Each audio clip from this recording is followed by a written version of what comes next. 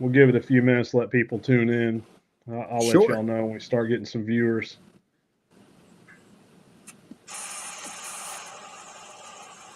Well, there we go.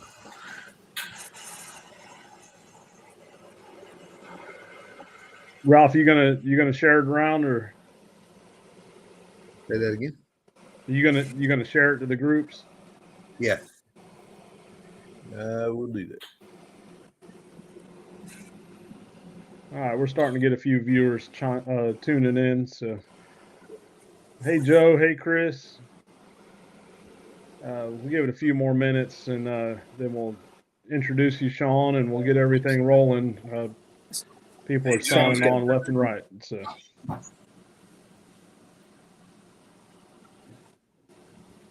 good evening, everyone. Ralph's just doing some sharing right now, and then we'll get started. Hey, Jason Byer, how you doing? Just I'm doing some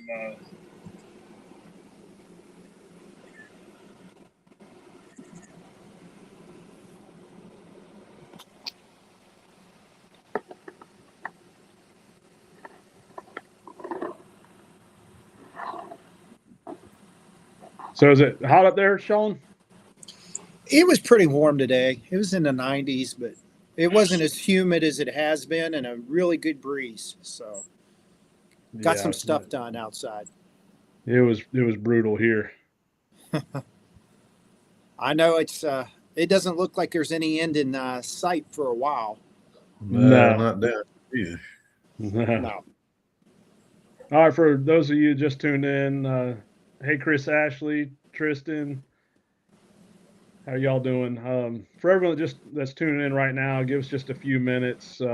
Ralph Bennett is sharing the post around, and then we'll get started as soon as he's ready. Michael Beck says it was tolerable even for him. Hey, he was complaining when it was 65 degrees in PA.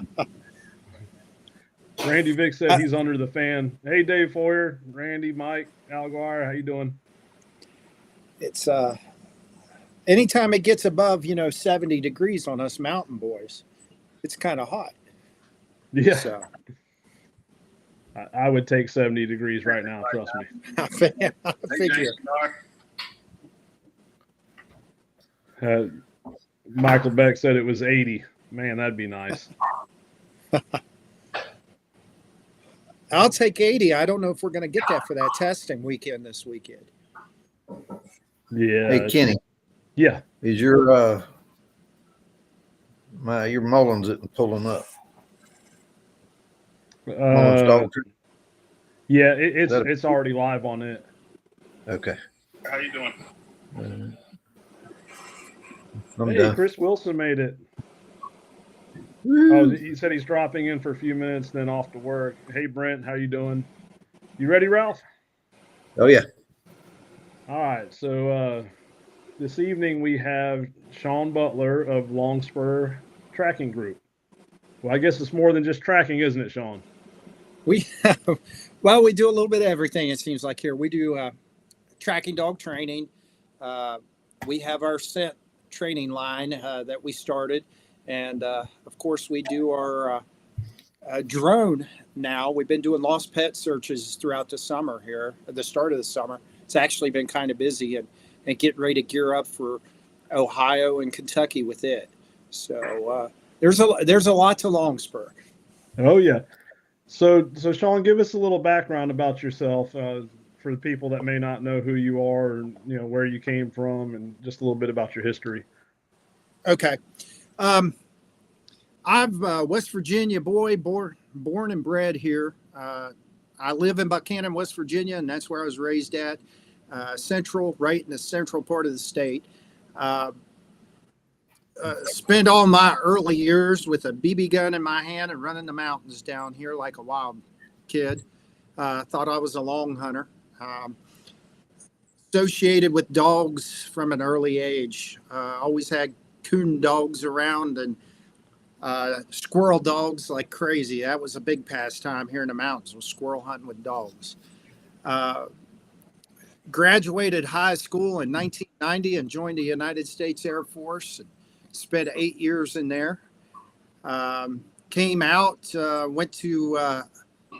began at a small college in Glenville, West Virginia, and I got my forestry degree and business management degree. And then I went out to Idaho and got my master's degree in biology. Came out of school and worked for West Virginia Division of Forestry for several years as a fire forester and fire investigator, all the while raising and training English setters, English Springer Spaniels, and labs. I was real big into grouse and woodcock hunting and also waterfowl. Got into training other people's dogs at that time. Wasn't like a full-time gig or anything. It was just taking one in here and there, and especially grouse dogs. We just take them out, really get them into grouse. Went from that and jumped into being an environmental inspector on the pipelines, which was a great job. I always outside, always walking. And then in 2020, when the whole COVID deal came down, I got laid off. About 3 weeks before that, we had decided to buy our first Yawg Terrier and really commit to tracking and getting a really good bloodline dog and going from there. But when I got laid off, it became like, okay, am I going to be able to go back to work? What's this world coming to? And Chrissy, who she's not in here right now, she and I decided, well, we need to maybe rely on ourselves instead of relying on somebody else for a living. We had, up to that point, the 4 years prior, really pushed for legislation in West Virginia to legalize tracking. And in that January, Governor Justice had signed a bill, legalized it. And we said, well, maybe we could track.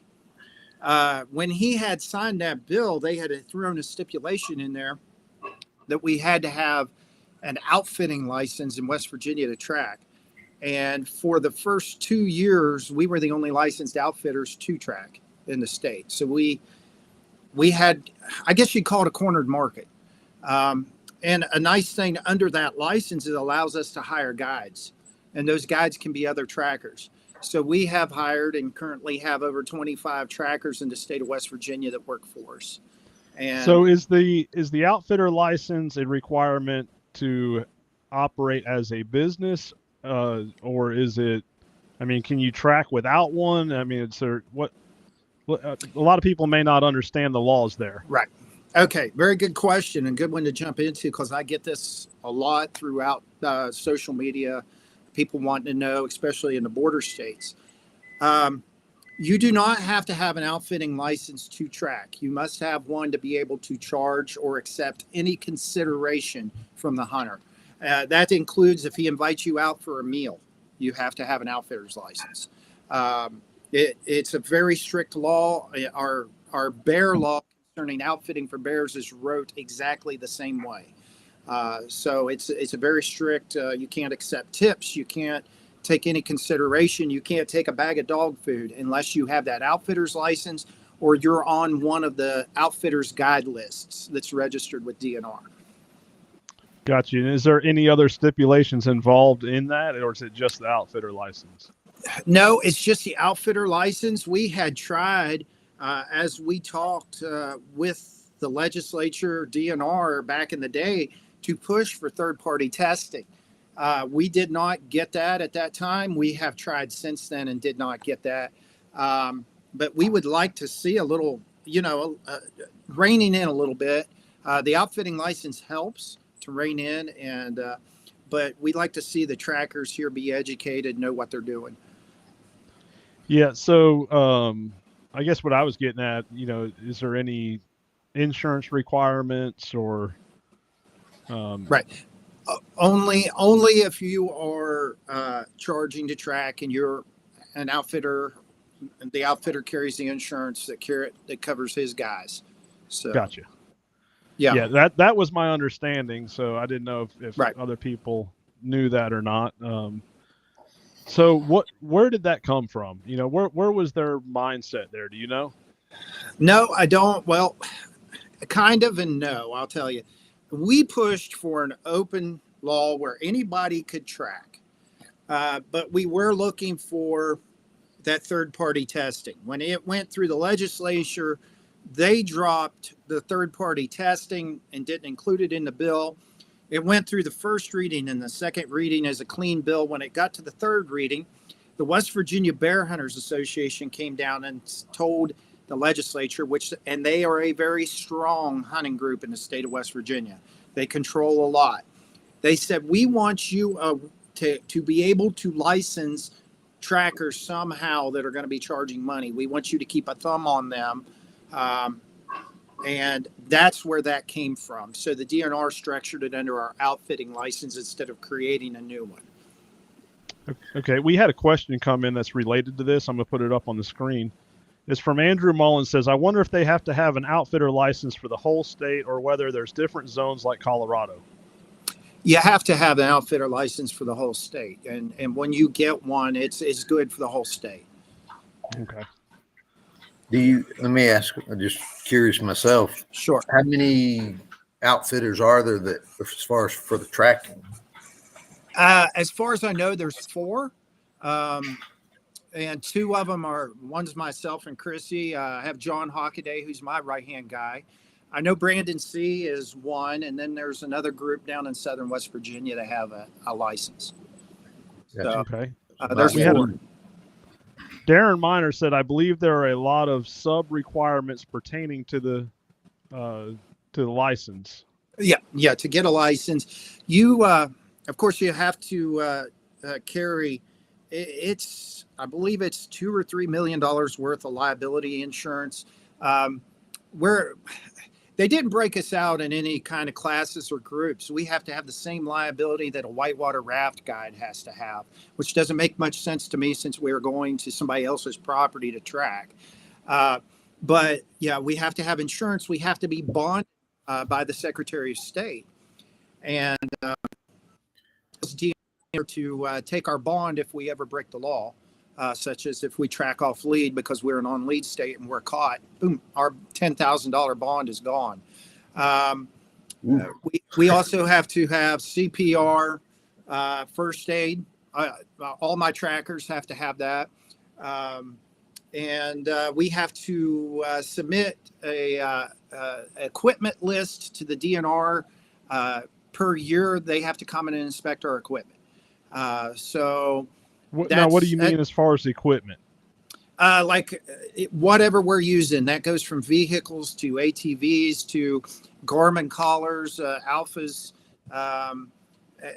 long leads, harnesses. They come and look at all of it and make sure everything's in working order.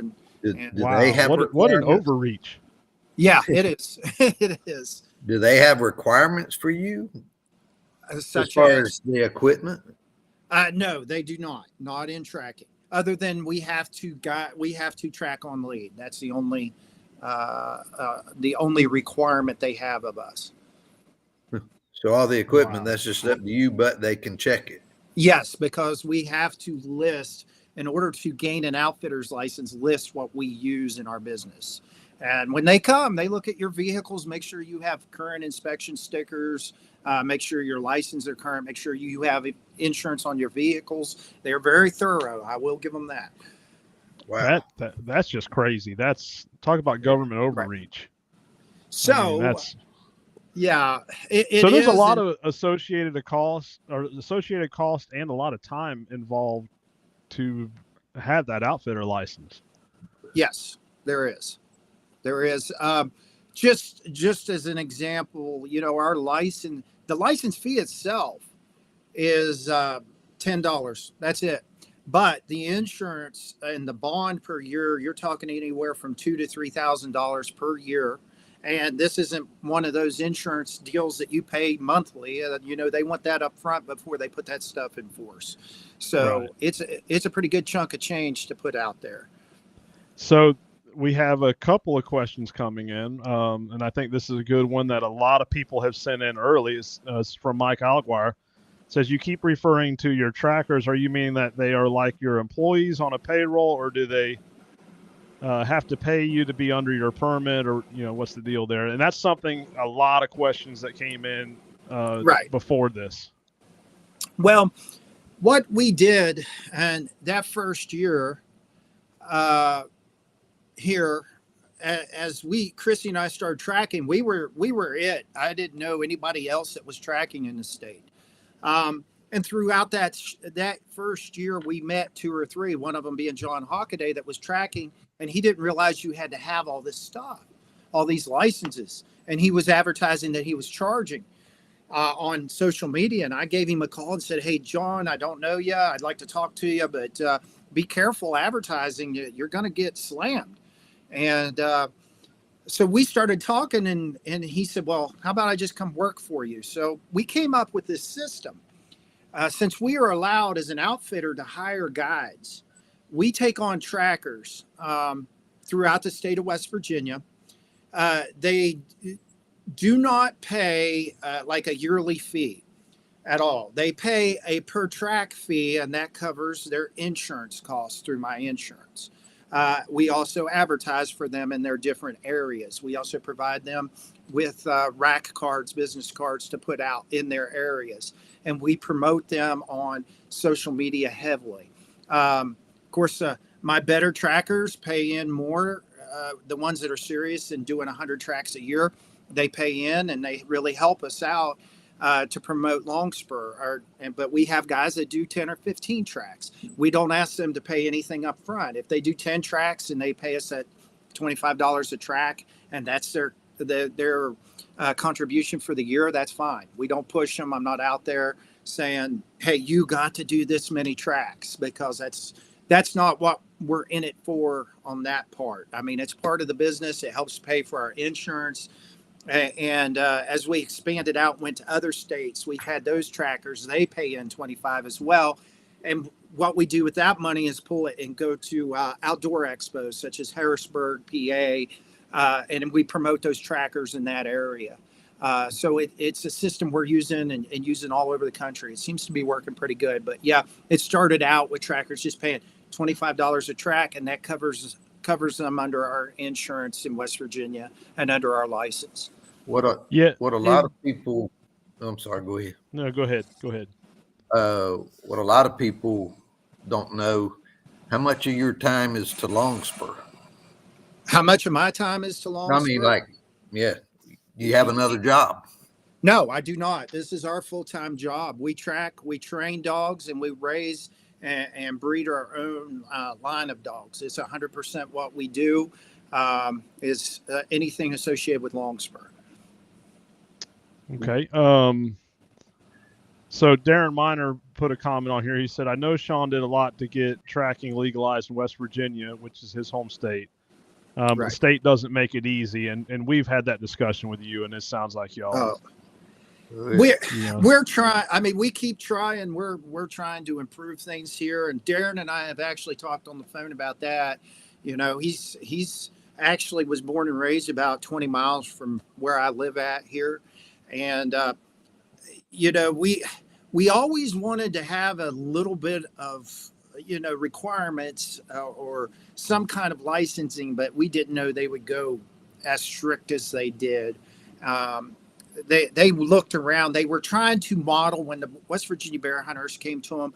They said they were modeling New York, but I actually think we're a little more stricter than New York in ways. Yeah. So. Yeah, I haven't looked everywhere, but I've never heard you're the strictest right now. Right. Exactly. Yeah. So that's going to bring up another question, Sean, that a lot of people messaged in. And, they, myself included, we spoke on the phone about this. I spoke with John Hockaday earlier last week. So a lot of people doesn't understand the business model, the reason behind it. And, you're touching on a lot of it right now, obviously with all the requirements. But But one thing I wanted to touch on is what do you do to develop trackers, or do you do anything to develop trackers? No, that's a great question.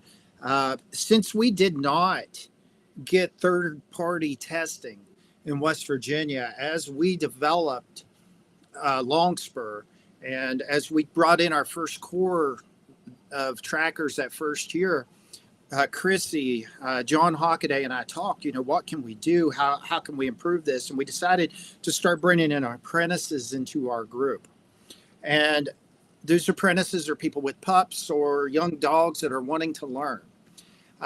As we did that, we approached another national tracking organization to come down to West Virginia and help us out and do some testing. And we got shot down on that. We're told we would have to travel. At that time, the closest track fest was Missouri, Tracker Symposium. That's a 12-hour drive for our guys and gals that are working, for us and our apprentices. And these are blue collar workers that don't get, a lot of them working 6-7 days a week, that don't get that time to go. And so we pushed and pushed to get that testing here in West Virginia, and we just couldn't get it done. And I felt at the time we kind of got shunned a little bit. So we saw we were leading the tracking businesses in West Virginia, that we were the people everybody were looking to. So we wanted to develop a pretty strict system of growing talent. And so we'd bring people on, work with them for a year, track with them with their dog, or they go with our dog if their dog was too young, watch how we're reading dogs, or we go with them and tell them, hey, what's your dog doing now, as they're out there on actual tracks. The second year, we developed our own testing system here in West Virginia. We test Longspur trackers. We've tested several people outside of the Longspur system that just wanted to test their dog in West Virginia. That was another hot topic that came through my messages, was a question of, why did you start your own testing system when there was another one out there, which we did the same thing. I mean, and we shared those reasons, but also, what is the testing requirements? Okay, we have 3 levels of testing, and our wounded, it's called wounded game testing. If somebody comes to us and they say, I have a versatile dog, surprise me on the track, we'll actually maybe do a bear track or an elk track. And we have everything here to do that. But for the most part, it's 90% whitetail testing. The first requirement is WGT1. We're looking for pups there that are 6 months or older to take that test. If they are less than that, as long as they're showing talent, we'll let the person come and try it. It's a 500-yard minimum. It is, and I don't have my notes here in front of me, so I'm trying to remember all the requirements. 4-hour minimum delay. And I think it is a 1 ounce of blood or less on it. On the whitetail side, if they want, we will put down interdigital. We have.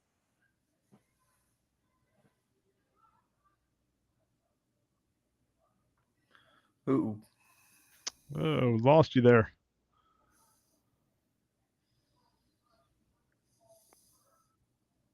And that were beginner. We have our WGT2, which is a little harder test. It's an 8-hour delay. It has a couple wound beds on it. It is blood, 1 ounce or less, interdigital. You got to find the 2 wound beds. It will have a distraction on it from most of the time it's a live animal on it. And it's a minimum of 800 yards, can go further. WGT3, we think is one of the hardest tests out in the U.S. right now. It's a 24-hour delay. It's a minimum of 1,000 yards. I don't think we've ever set one less than 1,400. And 1,400 yards in the mountains, that's a distance. It's a pretty good distance. But it is 3/4 of an ounce of blood or less on that track. And I think it said 24-hour delay plus interdigital. The tracker goes by themselves on that track. We put Garmin on the dog, and the judge watches the track on an alpha. He drops the tracker off at the impact and meets the tracker at the deathbed. And the tracker has 2 wound beds. He must find one of them and return the wound bed marker. And he also has 5 trail markers. He must return 3 of the 5 trail markers. And then we look, if they make it to the deathbed, we look at the track on the alpha versus where the dog was, the amount of the track markers brought back, and that determines the pass or fail on that one. So that's our 3 levels in a nutshell. Okay, we got a lot of questions coming in. I'm going to hop back. There's one I wanted to touch on. This is more of a statement from John Hockaday as the inspection. He said, as they checked my equipment, I felt that they were using the moment to meet myself, and the eyes on my equipment helped them see I was legit, maybe. Just a feeling that he got. They even checked it side by side. Right. Which that makes sense. Like they're just checking up, make sure this is legitimate. Chris Hampton says, does all the trackers share in the cost of the insurance, license, etc.? You kind of touched on that. That's what the $25 per track fee goes towards, that plus some marketing and advertisement, all that. So London Young asks, what does your insurance cover? That's a good question. It's a full liability insurance. And from what I understand, if we have any type of accident, and that's human or dog, it will cover those accidents. It also covers liability, like if, say, a dog would break loose and kill a farmer's goat or something, it would, it covers that. Covers any injuries while we're out there, such as somebody twists a knee and needs to go to the doctor. It's going to cover that. So it's a complete liability insurance policy. Okay.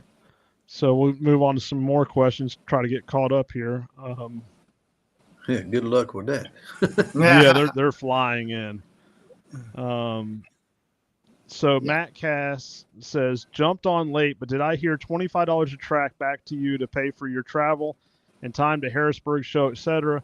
And that fee goes towards promotion, whether they track 15 times a year, 100 times a year. Does that hold true for a first-year tracker that only hits the line 15 times a year? We kind of started touching about apprentices in our structure. Our apprentices do not charge. We don't allow them to charge, only accept tips. I do not charge them a track fee. We want them to be comfortable, not thinking about book work and do I owe something here or what. No, we just want them to go out and track that first year and work their way out of being an apprentice to becoming a tracker in our system. And in our long spur system, we have 4 levels. We have apprentice, we have tracker, we have our head trackers, which are pretty active guys that have that do, that 60 to 100 tracks a year. Plus they are mentors and have about 10 or 12 trackers under them. And then we have currently 5 master trackers in our business that are guys that have over 50 recoveries on one dog that they've trained. But we look at them and see if they have a couple hundred lifetime recoveries throughout tracking. And those guys are some of the guys that are pretty bright and mentoring the whole group. So, yeah, that was a question that I had is what is your criteria for each level of tracker that you have? Because I hear master tracker, I hear apprentice. What do you look for in criteria? An apprentice comes on if they have a young pup that they're just going to be training throughout the hunting season. They're going to spend a whole hunting season as an apprentice. But if they come in and they have a 7-8 month old dog that's tested out, they're going to probably spend until the first 5 or 6 weeks of the tracking season as an apprentice if they get out and track. If they get out and track and prove themselves, they're going to get bumped up to tracker. We're looking. So what at are you looking for as far as proving themselves? We're looking for them to get about 10 or 12 recoveries in those first 6 weeks. We want them to run about 20 to 25 tracks in that time period. If they can have the time to do it, we don't push them to do it. And then if that production's there, I also like to see them, and my master trackers like to see them take a loss. In other words, maybe leave one in the field and see how they handle it.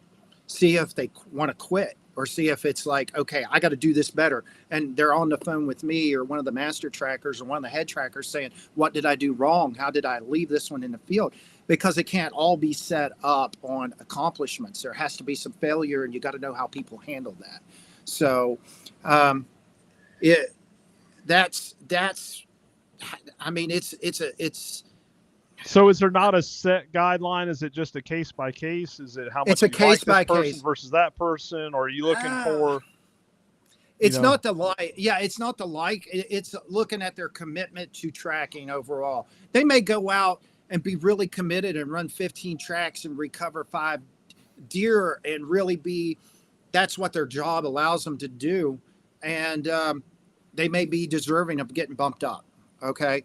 But we do like to see them do that 25 tracks in those first 6 weeks and get really involved. And when they get really involved, they're vested and interested, and they're going to make a good tracker. And we haven't made too many mistakes bumping apprentices up. I've never had to bump anybody back down. So. Gotcha. So we had a few questions come in. Jason Byer asked, how many tracks a year does Longspur go on average? That's a good question. We did, I'm trying to think, right around 950 tracks last year as a company. That was with 3,500 phone calls coming in the state of West Virginia, almost 4,000 coming in from Ohio and the surrounding states. We do deep interview. I don't consider it cherry picking. I've heard that accusation before. I leave it up to my guys. If they interview a hunter and they decide they want to go on a track, they can go on a track.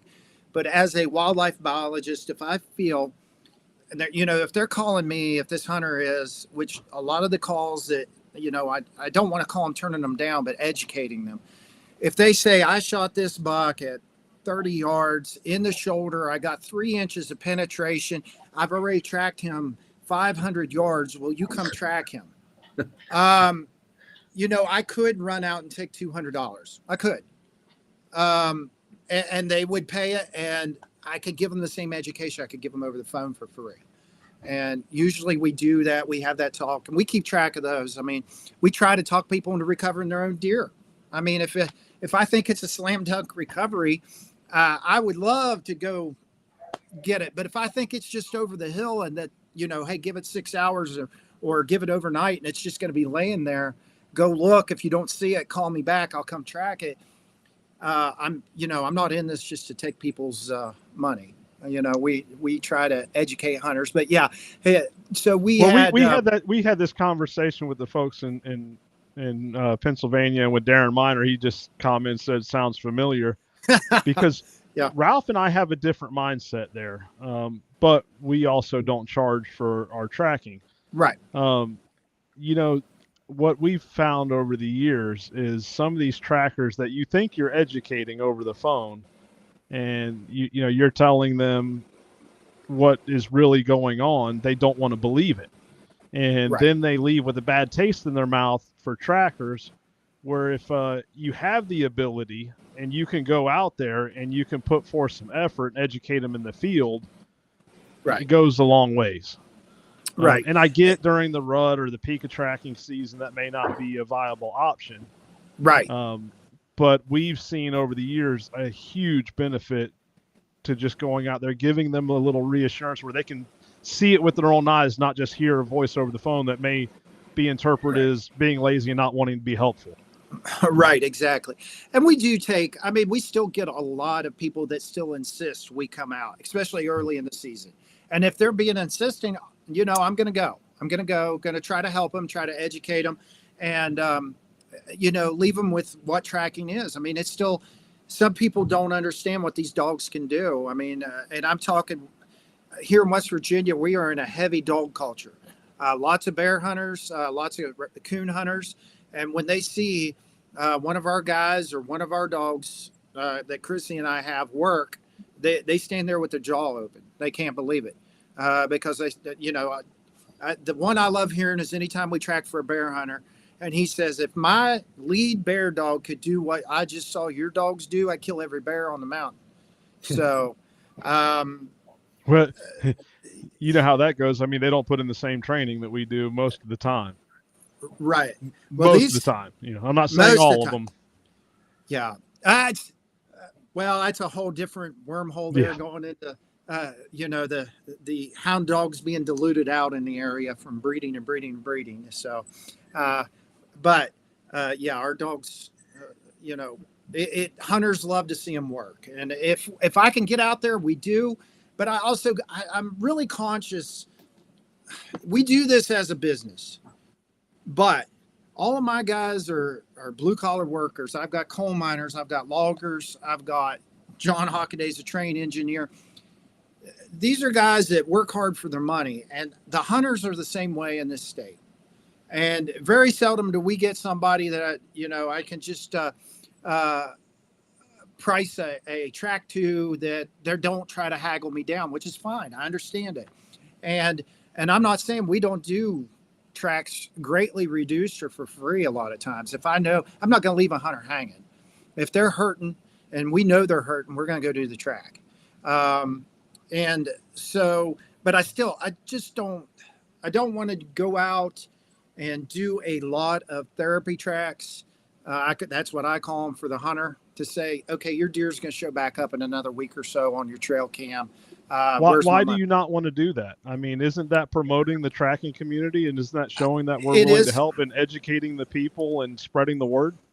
It is. The reason is the amount of calls we get.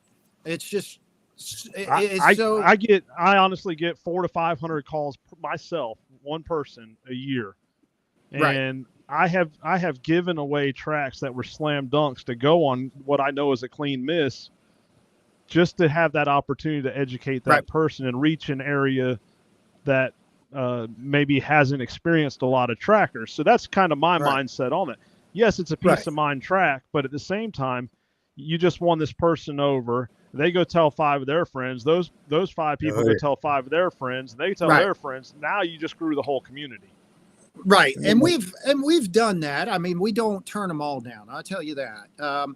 We just talk to them heavily and figure it out. And we give them the option. It's their option. I don't turn them down. I don't want you John, to. Do you get all the calls? I get all the calls and I hand them out. I mean, if somebody, most of the time it comes in as a text because we're on a track. It comes in as a text. Somebody will say, for example, I'm in Greenbrier County, West Virginia. That's down in southern West Virginia. And instead of me calling that person, I'll just shoot that number down to my tracker in that area. Say, hey, Chad, here's one in your area. And he'll call and interview him and decide if that's a track he's going to take or not. Yeah. But all the calls come through us here at what we call headquarters. So. Gotcha. Do y'all have a certain amount of, are you looking for a certain amount of trackers, or you take on all the trackers that would like to be trackers under a long spur? We have if you're qualified. Yeah, we have taken just about everybody that's asked. There's been a couple I've turned down just because I know their background, where they come from, and I'm saying this kindly, like a background check. I'll check with DNR and they'll say, ooh. So, yeah. All right. So Chris Ashley said, I can understand limiting the therapy tracks for sure. so you can dedicate the time towards recovering animals that can be recovered and aren't still fine or will live. And I do get that. And when I say that, I'm not leaving a hunter hanging. Right. Now, me personally, I may take those. I do take those types of tracks, and I'll hand off some other ones. I'm the type of person, I'll hand off what I feel is a slam dunk to take one that I feel is a challenge, just because that's what I like. I like the challenge. I pride myself in having good dogs. I mean, I go through some dogs to make sure I have good dogs, go through a lot of training, but, I like the challenge, and I want to help develop these young trackers that are around me. And anyone here that knows me, like Mike Alguire, Mike will tell you I've given him plenty of slam dunk tracks while I'm out there chasing a back whack just to ease someone's mind. Right. So I'm not saying to leave people hanging, but I feel there's benefit to doing that, which we've already discussed that, but Right. So here is here's a common thought process behind your business. I'm just going to put it up here so we can talk Right. about it. Mike Alguire said, it sounds like a money-making scheme than it is to help hunters and others than wants to get into tracking, just so Longspur can comfortably afford to travel on what all the trackers are paying to be able to track. And I could be very wrong about this, but that's what it seems to me. And sounds like if it's not a quick dollar to be made, you refuse it. And that is what we hear a lot. And I know you said you've heard that a lot. So I hear that let me a give you the lot. opportunity to clear the air there. I hear that a lot, and that's the one that gets me going, where I say, come spend a week with us. Just come spend a week with us and see what we do. Come here, hunt with us, stay with us. We are by no means well-to-do folks. We work hard for everything we get. It's not a money-making scheme. Most years are breaking even with our expenses. It allows us to do what we like to do, and that's it. We have made some improvements here, but it was from, our hard work from our training side. The tracking is almost like a relief to be able to go out and track compared to the other hard work that we put into this. I don't know, I don't know where that root is rooted. We help more hunters in the state of West Virginia. I don't know. That's one that just gets me. I say, come walk a mile in my shoes. And the guys that have done that, I've had Dave Foyer down here from Tri-State Deer Tracking up in PA. He was kind of skeptical. He comes down in turkey hunts every year. He knows we're just good people trying to make a living and doing what we love to do, and training dogs the best we can, tracking all the tracks we can. And well, I can say firsthand. I mean, I don't charge, but I have done very well over the years. But it's, even when the years that I make a lot of money in tips, which most of the time I turn away or I give them to someone that's with me, you don't make money. I mean, when you start factoring in your mileage, your wear and tear on your vehicle, your vet bills, your dog food, I get it. I put a lot of money out as well. Yeah, we're supporting. I said my wife might be listening. Be quiet. We support our family on this. It's not on the backs of our trackers. Our trackers pay that $25 fee in, and we promote them. I don't see any other groups out there, and there's other groups, a few other groups out there that do this. I don't see any other groups that promote their lower level trackers that are writing stories about them that say, hey, call up a tracker, just made tracker, and say, hey, I've been at, me, Sean Butler, has been called to do a podcast. Why don't you jump on and do this one? That's what we do. We're promoting our trackers. It's not just, hey, Sean. We try to promote everybody, and we work hard at it. I've never had anybody really leave complaining about that other than one person, and he just didn't like our business model. And that, hey, whatever, that's fine. All the rest of our guys, which are 56 of us in 10 states right now, are pretty happy with it. Gotcha. So I think your camera froze on you. So, I do get it. And I can say this, I've spent a lot of time over the years promoting our Florida Blood Trailing Network and Georgia Blood Trailing Network. I've been to the expos. I've traveled. I travel a lot with American Blood Trackers. It's expensive. Expos really. When you start going to expos, it's a lot of money. Yeah.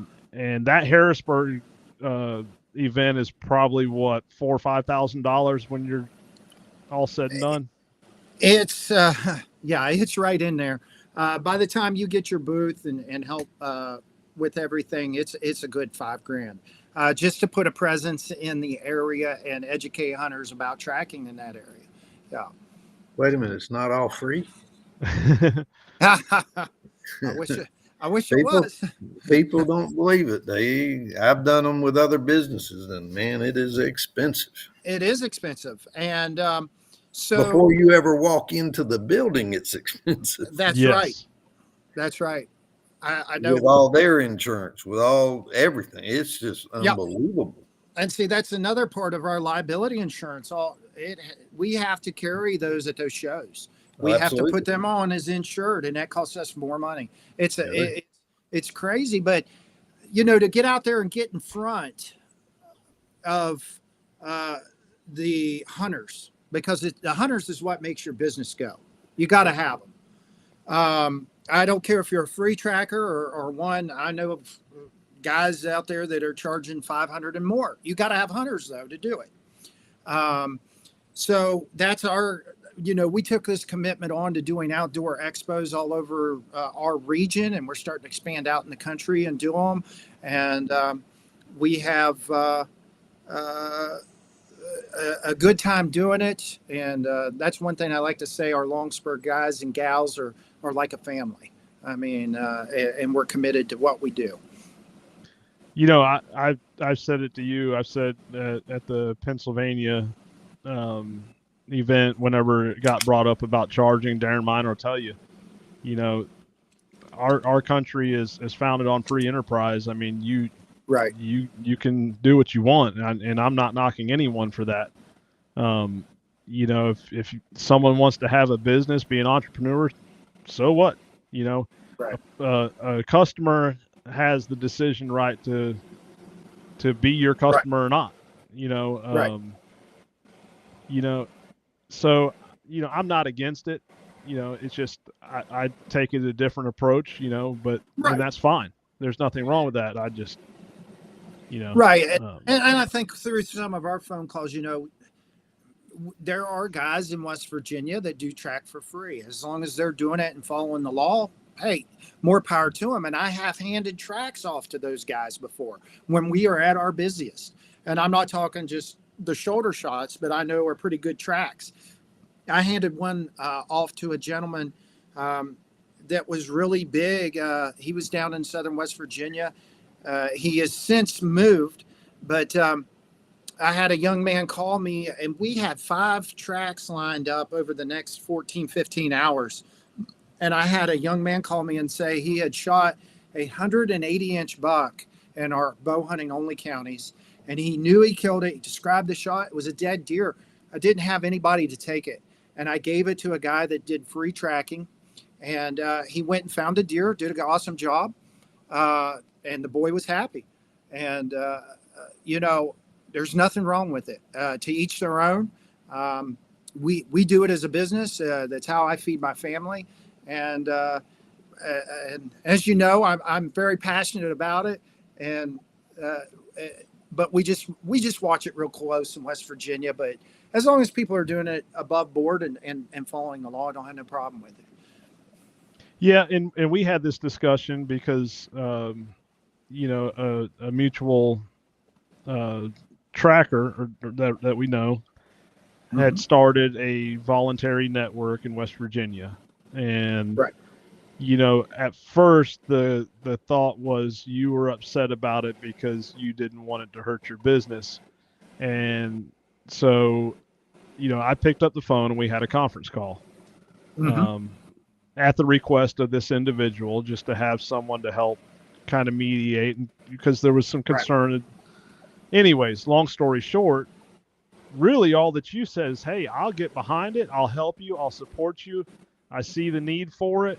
You know, there may be some people out there that just can't afford it, and, you know, we'll get them some help. And you said, hey, this is a good resource for my apprentices to get some tracks and to help the hunting community. And, you know, I do want to put that out there and commend you for that, because, you know, it showed that you weren't just upset thinking that someone was going to hurt your business.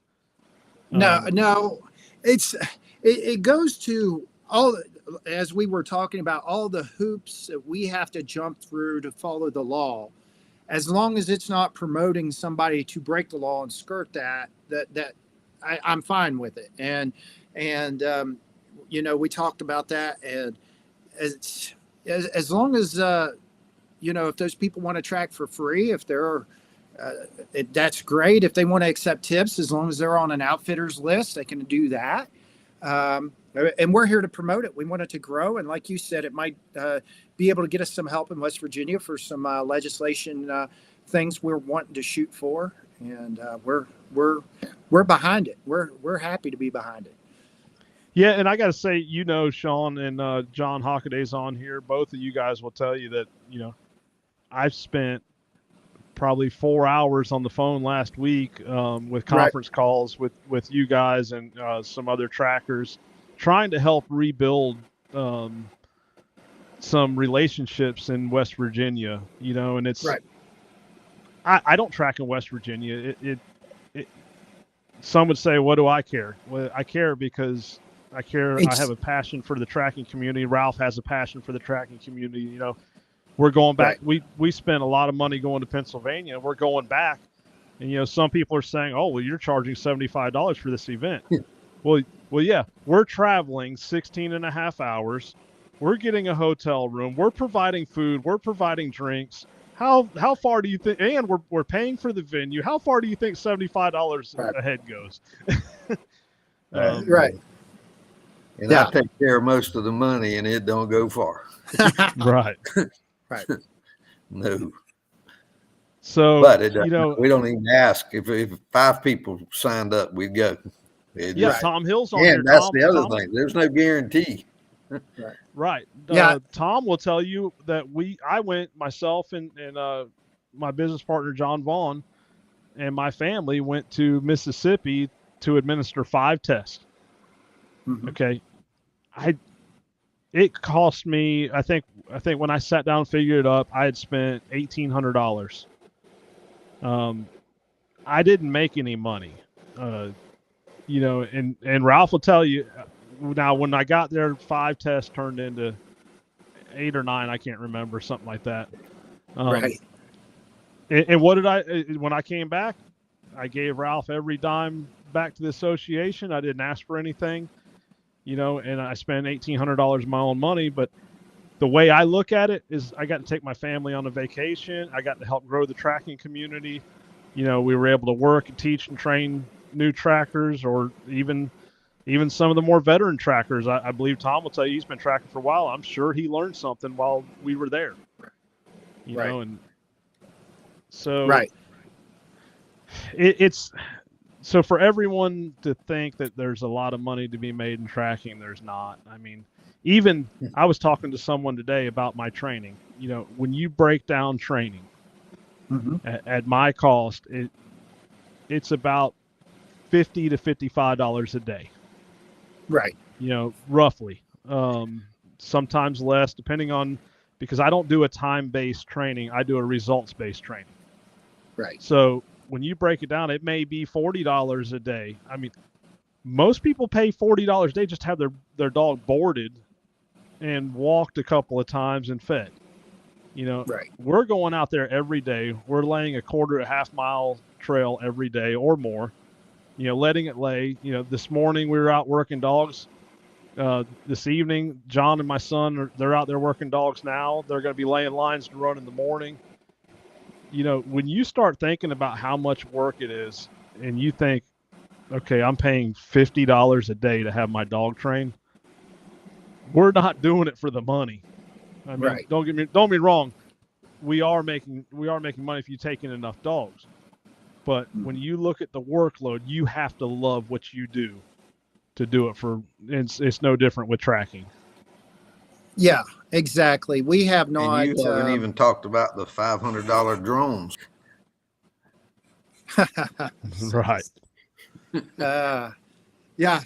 that one's making me lose my hair, because that's that's a new venture for us, and we're going to put a drone and a dog out there. I'm not saying in the field at the same time, so people don't take me wrong. I know that's illegal in some states, but we are going to put a drone, and a dog will be available on anytime we have a drone in the field.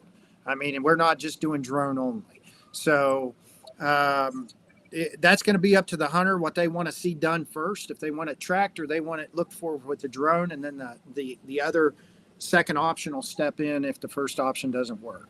So what are the rules in West Virginia? At West Virginia, we cannot use a drone. So we will be flying in Ohio and Kentucky mainly, possibly Western Maryland. So those are our legal states. Pennsylvania is a state we cover, but they're illegal up there also. So drones are a no-go in Pennsylvania and West Virginia. And the law is very, very strict in West Virginia on drones. I mean, there's not much wiggle room on it. So. Well, we have a few questions to get caught up on. You know, we knew this was going to be this way because there's a lot of stuff. So so Cody says, how many companies do you know sell a service to the community and gives their employee 90% of the commission from the sale? How does this seem like a money scheme? You know, and That's a good point. I think you presented it well. I mean, you know, even I told you this. I admitted on the phone that I had the same thoughts, you know, because you just didn't put it out there, you know. And I'm not saying you had to, but it leaves room for people to assume things. Right. Well, and I want to just, touch on that. These guys are given, like Cody just said, 10% maybe at the most. They're getting more than what we really touched on, because as Longspur's grown, as we have reached so many people in the United States, I mean, we've had some large companies approach us and say, can you push our products through your social media? Can you push them through your YouTube? Could you push them on your web app? So we have made partnerships with Garmin. And in return for that, Garmin gives our trackers a healthy discount that nobody, from what I understand, in the United States gets, especially on the tracking dog side. So, and we have several companies that do that. They give our trackers that are in our system these large discounts. And I'm talking when it's hard to get a good discount from Garmin. I do get a good discount. Yeah. You know, and it's not something they give to just anyone. No, it is not. You have to prove yourself with Garmin. There's no BS in your way into their system. And the great thing is we have a great relationship to them. They have actually been giving us Alpha 300 and TT25 combos to give away at outdoor expos for free. I mean, we have people throw their name in a hat and give one away. And Garmin has been such a big help to our organization, but we have several companies that do that with us. So there is a great benefit to being a Longspur tracker. It's the education, a structured system going from apprentice and working your way up, trying to be a master tracker. And it's also the company relations we have and promoting these people to be trackers in their area. So, right. Yeah. So Mike Alguire again, he's full of questions tonight, and we appreciate those questions, Mike. All right, he says, a legit question. After y'all's hunter interviews, you think with shot angle and deer reaction, there's no way that the deer is hit. Do y'all take them what I call peace of mind tracks for the hunter? And the reason I ask, because I know myself, Kenny, Ralph, and others actually recover some of the deer that we all thought there's no way the deer is hit. So I was just curious if something y'all do a lot of. And I think we've touched on that. Yeah, I mean, yeah, we do. I mean, I've had. Well, let me give you a scenario. Okay. Sure. I got a call last year, and the hunter tells me that his girlfriend shot a deer. It immediately hit the ground, kicked around, laid there for a couple of minutes, and crawled off with dragging its back legs. Would you take the call? No, I mean, that sounds like a backwhack to me. I would explain it to him, but I would take it. I've taken a lot of those. And educational purposes, yes, let's go out and teach and do that. Yeah. So I got that deer 150 yards away, dead on. So there you go. And it happens. It's happened. We found deer I didn't think there's no way we'd find, and we've not found deer that I thought would be laying, not too far away, that have showed back up on camera. So yeah. And this guy, they didn't even go look because I tracked for him before. He's like, look, I know it's a long shot. He's actually a game warden. He said, I know it's a long shot, but if you'll come out here, just ease her mind. And it was literally 150 yards away. That's awesome. But yeah, I'll take a back whack on before I will those high shoulders with 3 inches penetration, though, because you just never know. You never know on right. Those. Yeah. So Joe Tenney had a question. Any advice for others trying to change legislation in their home state? I'd love to see Ohio go tracker dispatch and the off lead option. So Joe, if you will get with Ralph and I, we will help you with that. We do have a team that will assist you with that, and we've been talking with Sean because Sean is wanting some of this legislation, and honestly, Sean, we've seen it come up in comments here. Some people think that you had a part in the outfitter license to tailor the tracking in West Virginia for your business. But I can tell you firsthand that's not the case, because you've reached out to us and you said, hey, we want this stuff changed, but I'm kind of in a position now. We have someone in charge that I'm not seeing an eye to eye with, and we could use some help. You did come to us and say that. Yeah, I mean, relationships change in state government. I mean, I made a good friend in our former DNR director, Steve McDaniels. He helped me get tracking legalized in his state. If it wasn't for his guidance, I don't know that we would have got it done. And I can tell you, and he would tell you, the day that it passed third reading and they added that outfitter section in there, I called him and gave him I lit him up. And he said, listen, just calm down, because I just told you I was laid off. I didn't know where I could come up with $3,000 or $4,000 to pay for an outfitting license. I was on the verge of tears. I was like, all we wanted to do was track and try to make some money. And he said, listen, calm down. I know you don't want it this way, but think about it. Go home, think about it. Call me back tomorrow. And then I tried to, do that. I talked to a couple other trackers that were at the time talking about getting into tracking in West Virginia. And they said, with that outfitting license requirement, I'm out. I'm not doing it. And so I called, Steve McDaniels back the next day. And I said, I don't know. And he said, did you talk to anybody else? I said, yeah, I talked to 2 or 3 other guys. And they said they're not going to get a license. They're tired of the bull crap of the state government being involved, and they're not doing it. And it's expensive. And he said, have you ever taken a risk in your life and made an investment that you think you're over your head in? And I said, yes, sir, I have. And I've won some and I've lost some. He said, make the investment, get your outfitting license. I was still mad. At that time, I couldn't see it. I don't know why, but I listened to him and I got him. And like I said, for the first 2 years, Chrissy and I were the only licensed outfitters in the state of West Virginia for tracking. And I began to understand what he was saying. He could see it before I could. you know, take advantage of the law as it's written. Not that I wrote it. I know I didn't have anything to do with that outfitter section. I hated it. I thought it was dumb. I thought third-party testing was the way to control who was running tracks in the state of West Virginia, who could show their competency, not an outfitting license.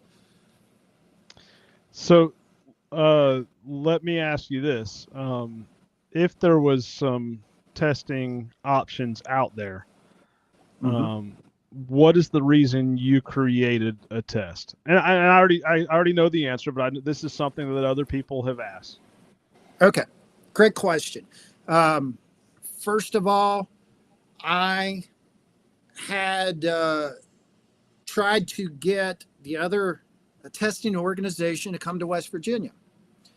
Some of the first contacts I made, I was told by their director of testing, no way. The infrastructure isn't here to do it. Nobody's going to drive down just to give one test to you.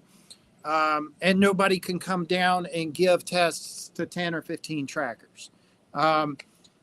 We actually had 30 guys lining up saying, hey, we'll take the other organization's test if we could get a judge here.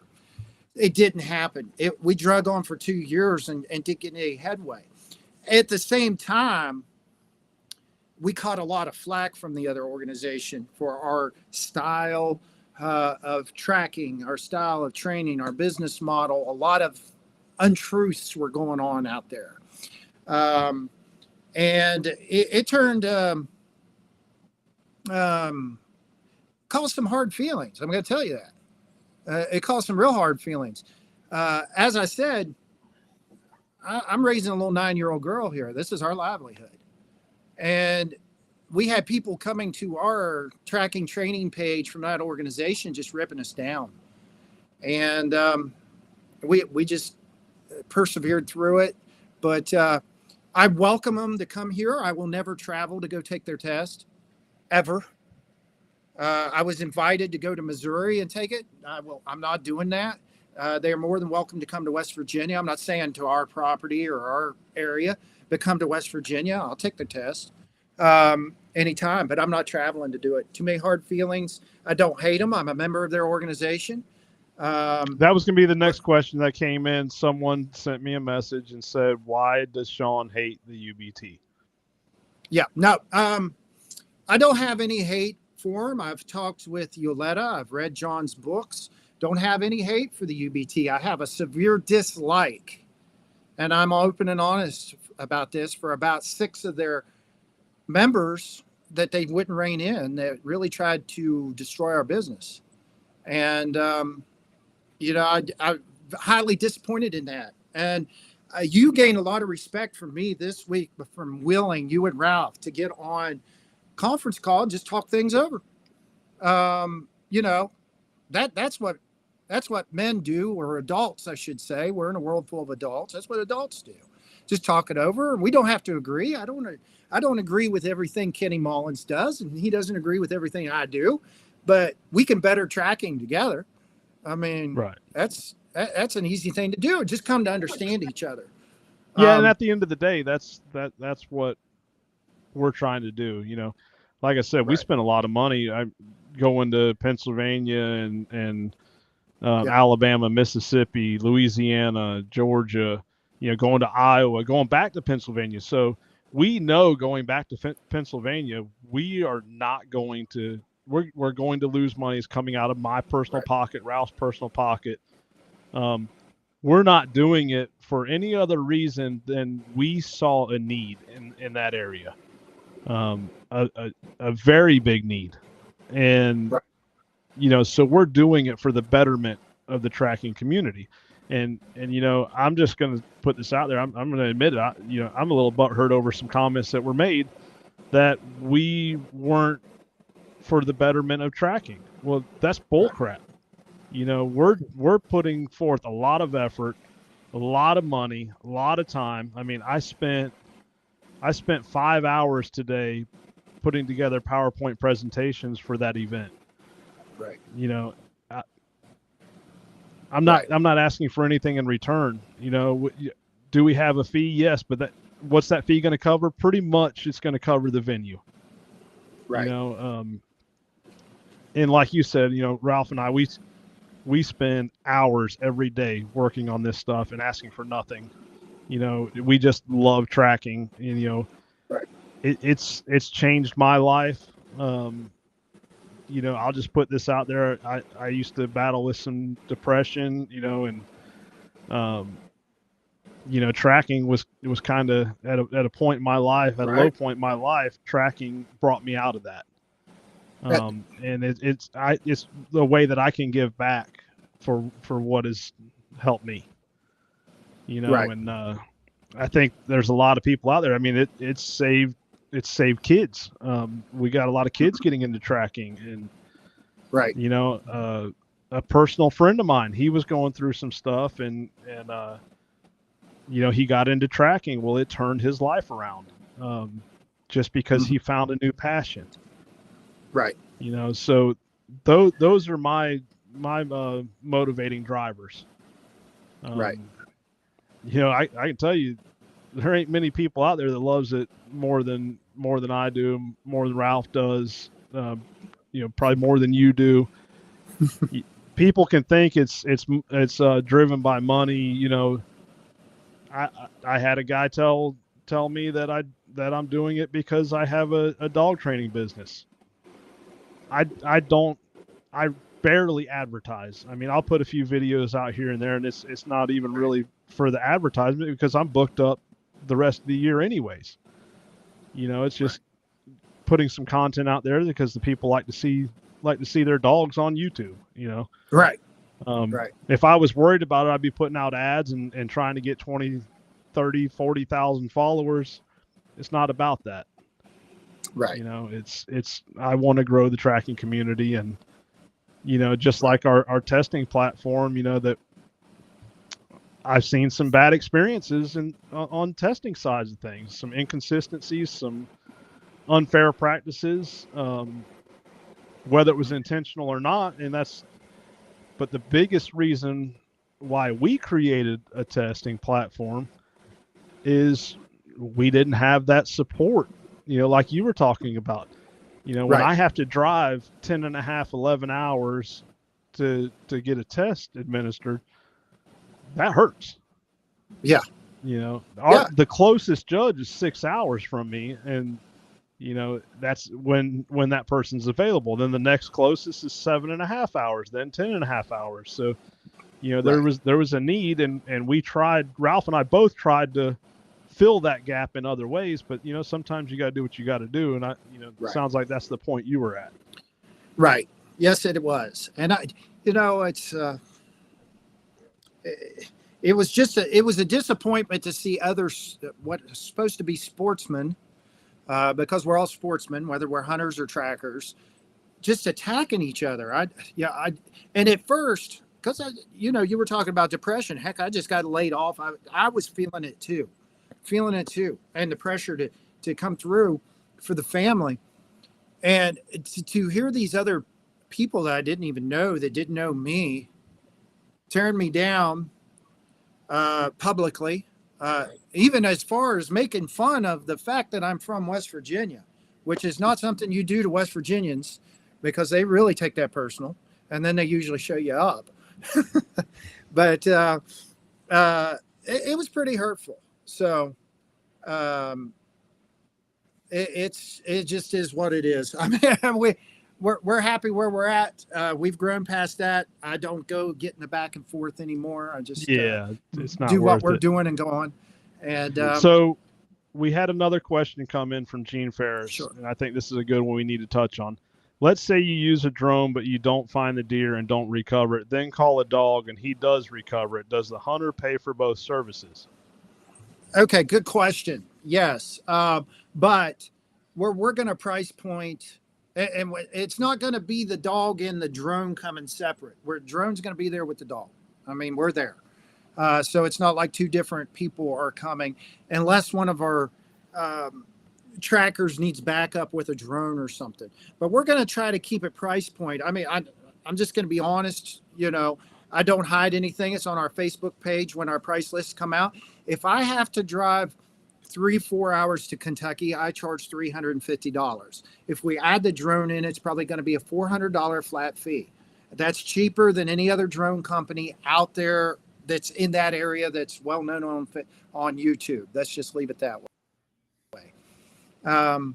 That's their and you're providing a dog and a drone at that point, right? Yep, I'm providing the dog and a drone. If they want a tip because we've done a good job and found their deer, that's up to them. But I mean, I've got all day traveling to get there to those areas. We try to do 2 or 3 tracks in an area or 2 or 3 recoveries. Well, I guess we'll have to be calling them with these drones in an area once we go there, just to help pay for the day.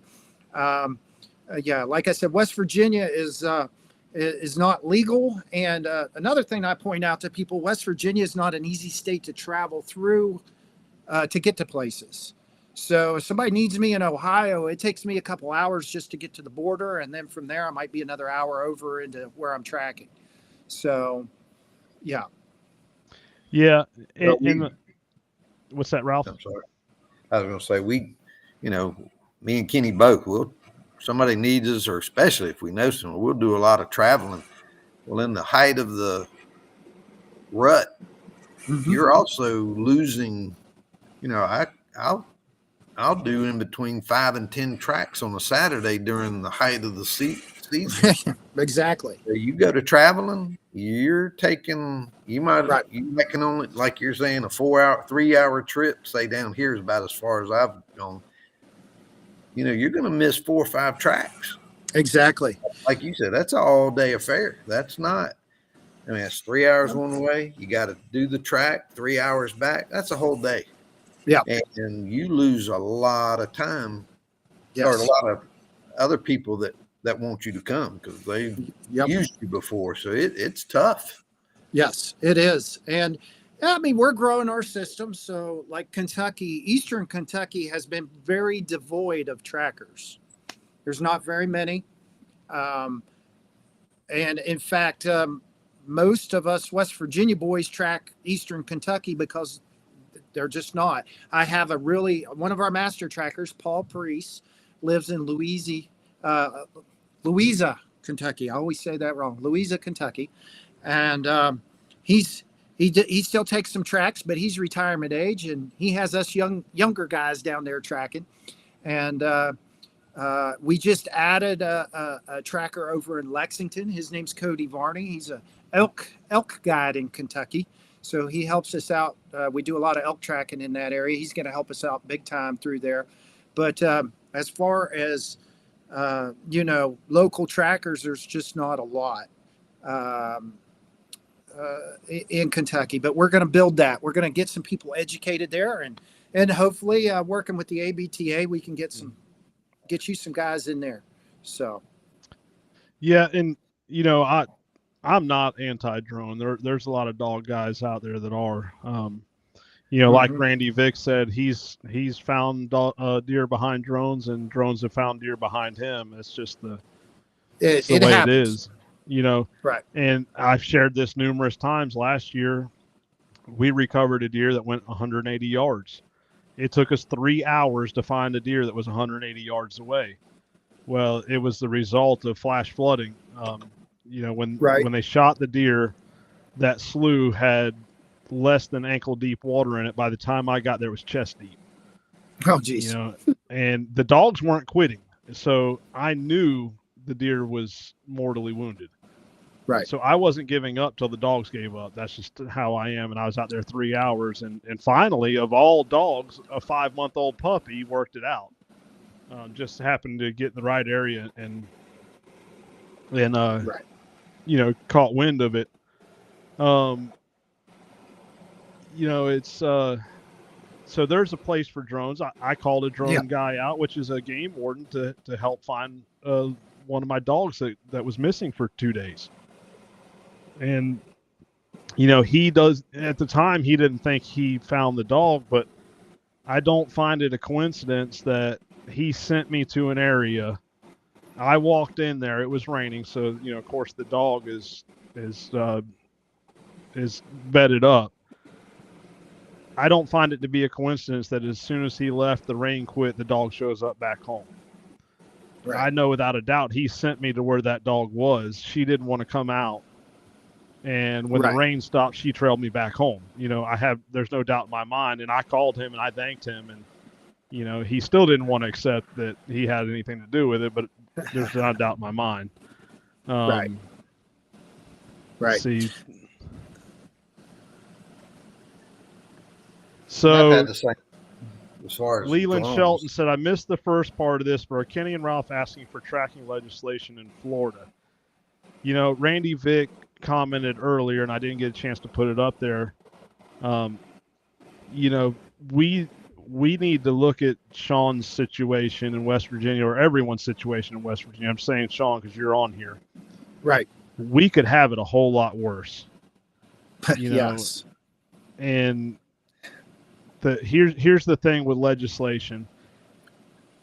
Eventually, things are going to come down the line. It's just a matter of time. Ralph will tell you we're not out there looking to change or to put laws in place or change things, but we're going to be prepared for when that time comes, because like Ralph always says, it's easier to pass good legislation than to change bad legislation. Exactly. And have no doubt, while we're not doing anything, somebody's trying to stop it or put a lot of Yes. regulation on us without us knowing it. Right. Like, Right. it's just it's Exactly. Michael Bragg just commented, and he knows firsthand. He's dealt with it, been dealing with it in Alabama. I mean, and the bad thing about Alabama is it's another hunting group, another group of houndsmen that is attacking trackers there. So yeah, you got to be prepared, but I like what Michael Bragg says here. Drones are not the problem, just like tracking dogs. It's the people using both and not knowing what they're doing with either. Right. Yeah. Right. Especially with putting certain things on social media. Right. After running both, and the drones have their places. In West Virginia, they are not going to be effective until our leaf cover's off. I mean, they just aren't with the topography we have. I myself would push for even having if we can ever get them legalized in the law, that you cannot start doing deer recovery or wounded game recovery until November 1st. Make sure the leaves are on the ground. I mean, then it can be used for the rut and the late season, but they are very ineffective. I mean, just from my practice here and what I'm seeing with this leaf cover and topography. And you got to be willing to admit that, even though you maybe have made a $10,000 to $20,000 investment. You got to be willing to say this is limited. But you can also say, at times you got to be willing to say that with the dog too. My dog may not be effective right here at this juncture. I've tracked in Ohio in some reclaimed strip mines that had 8-foot tall grass that my Yawg Terrier is not effective in, just for trying to get through. Wasn't great for a drone though. Well, if you had the right breed. Yeah. Yeah. No, but there is a place for both, and I'm not afraid to admit that. I would choose a dog first every time.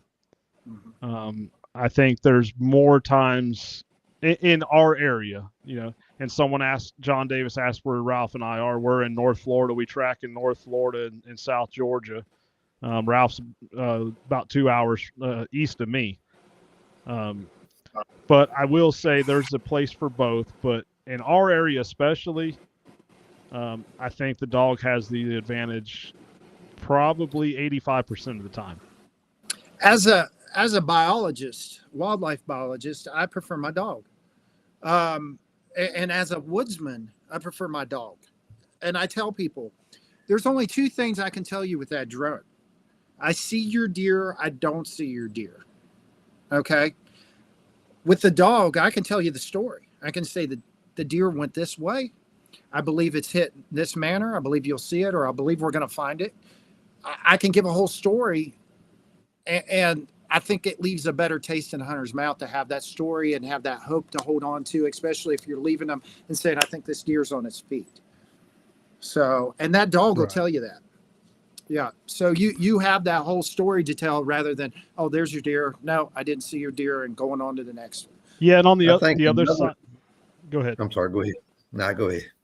Well, I was going to say Okay. the other side of that is a lot of these drone operators, and especially a certain drone company out there, has been bashing dogs and Right. giving misinformation out there, and that's where a lot of this hatred from the dog community Right. has stemmed from with drones. But here's my issue with drone. I'm going to say technicians, because that's all they are. They operate a drone. They're a machine operator. Right. They don't have the training. A lot of them don't have the training that we do. They don't know how to read the signs. They don't practice proper wait times. They don't even know what a proper wait time is. So Right. now you get a drone that comes out there 2 hours after a shot on a gut shot, and they see a live deer and they say, oh, there's your deer. It's alive. Well, especially in certain states, now you're no longer allowed to pursue that deer. Right. You know, where you call a tracker with a dog, they're going to say, oh, that's gut shot. You know, we'll see you in 10, 12 hours or more, 24 hours, Right. whatever, depending on the ambient temperature. Right. So that's something I just wanted to touch on. But Ralph, a question came in for you, and I don't know if you can see it there. Yeah.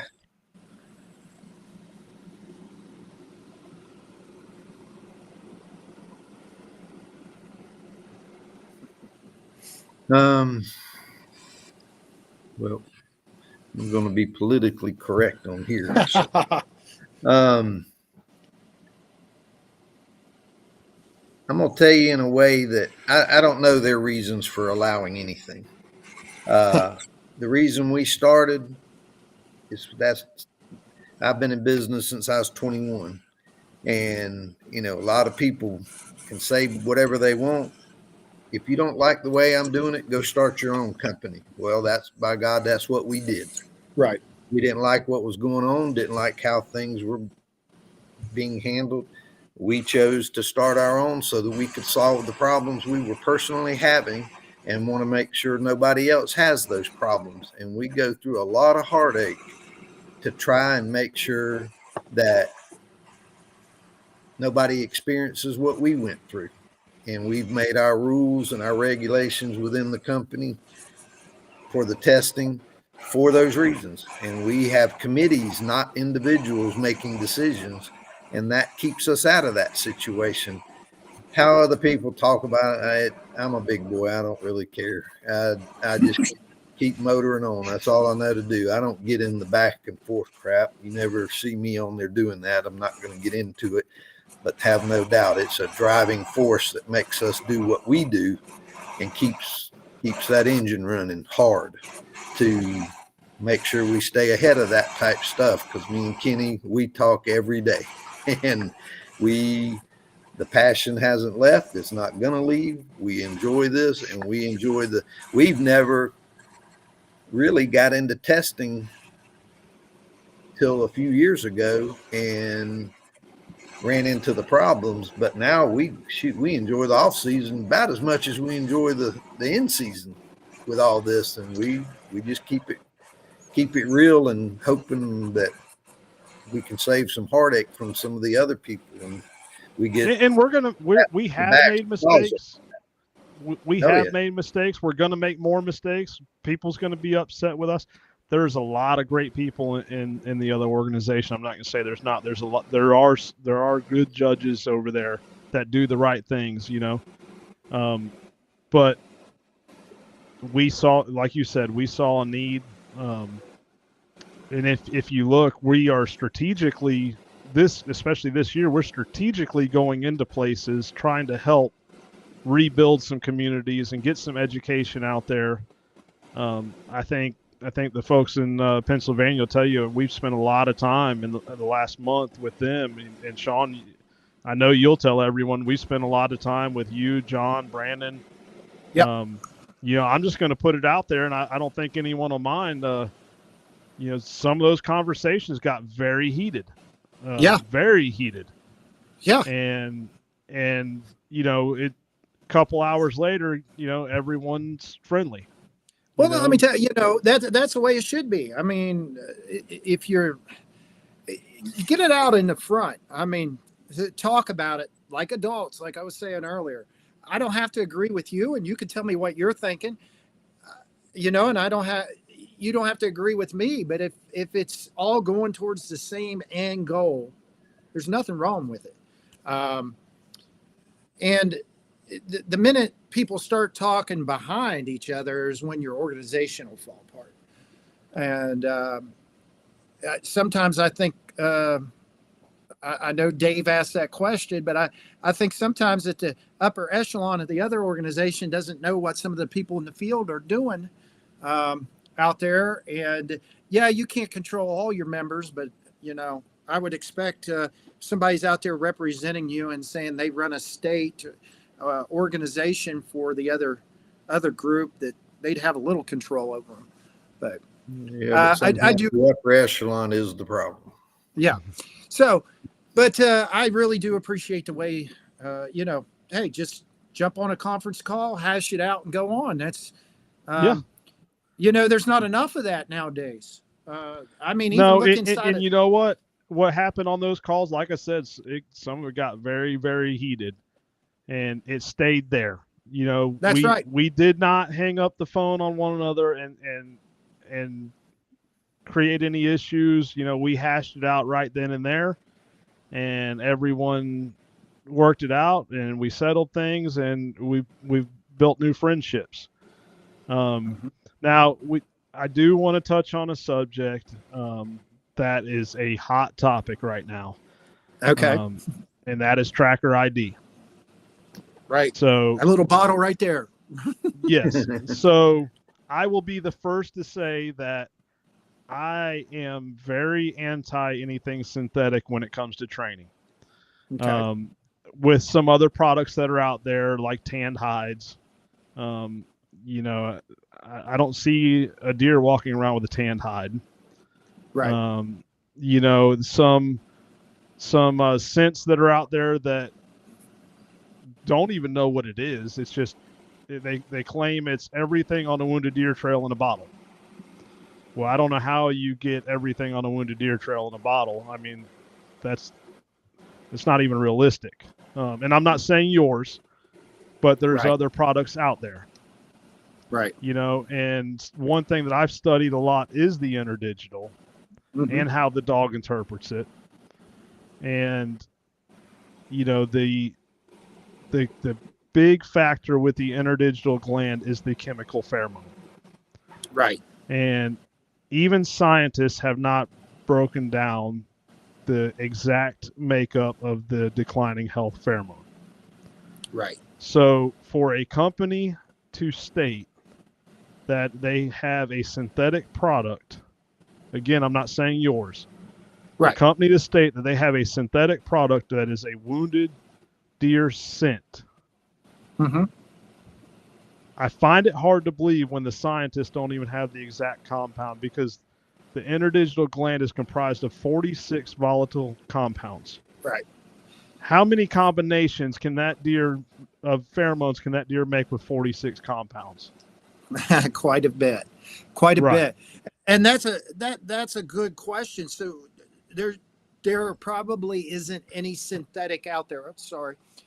Any synthetic out there that can mimic interdigital set. And we've tried things over the years playing with them. Even back in my bird dog training days, you can buy a bottle of bird scent, but how do I know what's in there? There was never an ingredients list. So as we got into this, we started playing with this. John Hockaday had a big hand in this in Tracker ID. I will say right here's what's in Tracker's ID. If you all could see that out there, that's the interdigital wax pulled from 4 hooves off one deer, right there. So we take one hoof worth of that, and by a patented process, seal that wax that's in that one hoof into a liquid wax that makes it a liquid. And if when you get our bottles of ID, if you look in them, you will see hair, you will see specks of blood. But the main thing is that wax is in there. There's no synthetic. That's a wax to a wax seal. Scent-free wax. It's a liquid wax. I can't talk much about it. I will tell you we're in a partnership with Smokey's Deer Lures out of northern West Virginia. He's been in this business for 40 years. He also Is that who holds the patent? That's who holds the patent. Okay, because that's been a big question. He holds the patent, and he's also sworn to secrecy on this with us also, and we're the only company he's working with on making this. But he has an interdigital product himself. This is different from it, but the sealing it to the wax is the same process. Okay, so do you feel that this replaces the use of hooves? I do not feel that it replaces the use of hooves, and I still use them here in training. I feel like it's another tool in your tool bag. In fact, I just had a tracker. Well, I'll throw it out there. Dave Foyer up at Tri-State Tracking in Northern PA called me there a few weeks ago. He said, my freezer just went out. I lost all of my hooves. Can you send me a bottle of Tracker's ID and can I use it to train my dogs? And I said, Dave, that's why we got it out there. It's for training your dogs. It's a tool. It's a tool in my tool bag.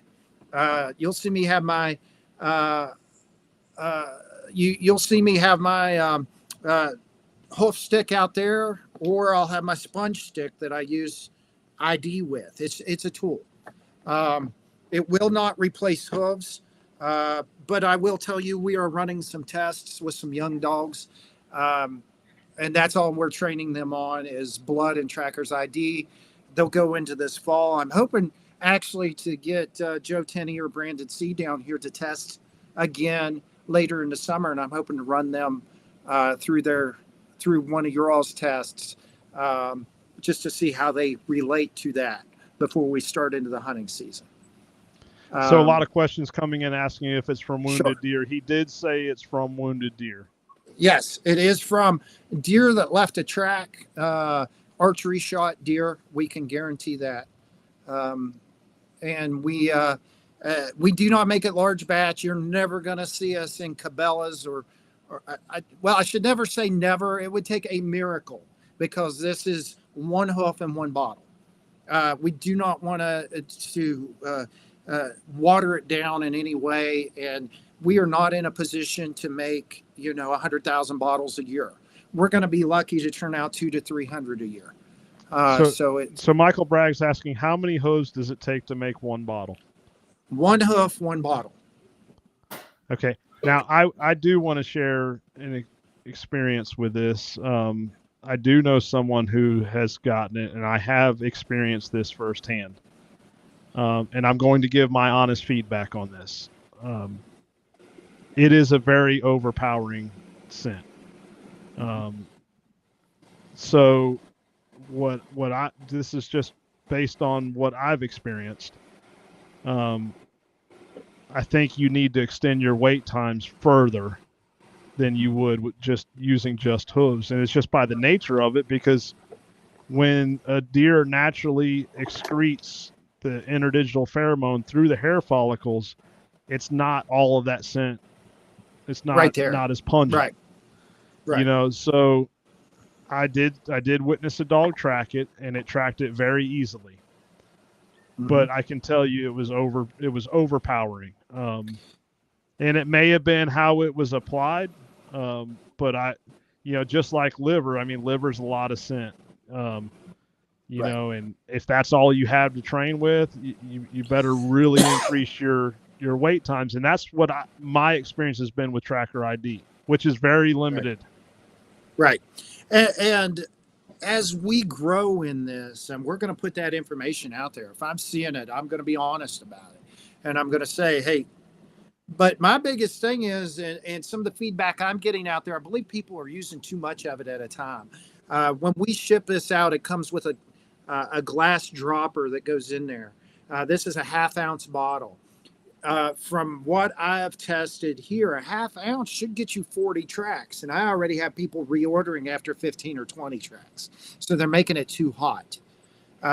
We also use it on a sponge stick, and that sponge stick makes the track hot at the beginning, but it runs it out. It almost mimics like you're on a shoulder shot deer rather than a deer that's gut shot. But I mean, I'm glad you asked about it, because that's one of the things we really wanted to talk about was Trackers ID. We hear, oh, it's snake oil. No. And there's no synthetic in it. It's a natural wax sealed to a natural wax, made into a liquid. It has, I mean, like I said, when you hold that up to the light, you'll see deer hair, little specks of blood and stuff in it. It is shelf stable. Keeping it in the refrigerator does not hurt it. But the biggest thing is not to put it in direct sunlight, like on the dash of your truck. You'll cook the scent right out of it. The other thing we found is it cannot be stored in plastic. So we use glass bottles and glass droppers. If it stores in plastic, it kills the natural scent. So because there's no stable chemicals put in there to stabilize it, make it get along with the plastic, or make it last longer. How long would one bottle last? That's not from usage, but just say if it's stored, how Shelf long would life. that last? Shelf life. Okay, if you kept it out of the sunlight, like in the top of a closet or something, or just up there, I would say a good 18 to 24 months is what we found. But if you put it in direct sunlight, it can ruin that bottle overnight. We've actually, some of the ones we've left out in the sunlight, dogs wouldn't even track it the next day. So, are the ingredients, the added ingredients, the liquid wax or whatever, is it safe for dogs? Yes, it is safe for dogs. I've told people on at expos and on videos, you could take this and drink it. It's all natural. It's safe for dogs. Nothing in showing harmful. us. We need a demonstration. There you go. I said, if I really was a con artist, I would have had one with Mountain Dew in it and just done it for you. Right? But no, I tell people that. I say I don't recommend it, but no, it's not going to hurt dogs. I've not had one fall over dead yet. So there is nothing in there that'll hurt a dog. It's all natural. So you're, if you had a choice between training a dog with natural hooves or that, what would be your first choice? That's a good question. Outside of being a salesman that's selling this, what would your first choice be? I always like the real thing. I mean, because I know I'm putting down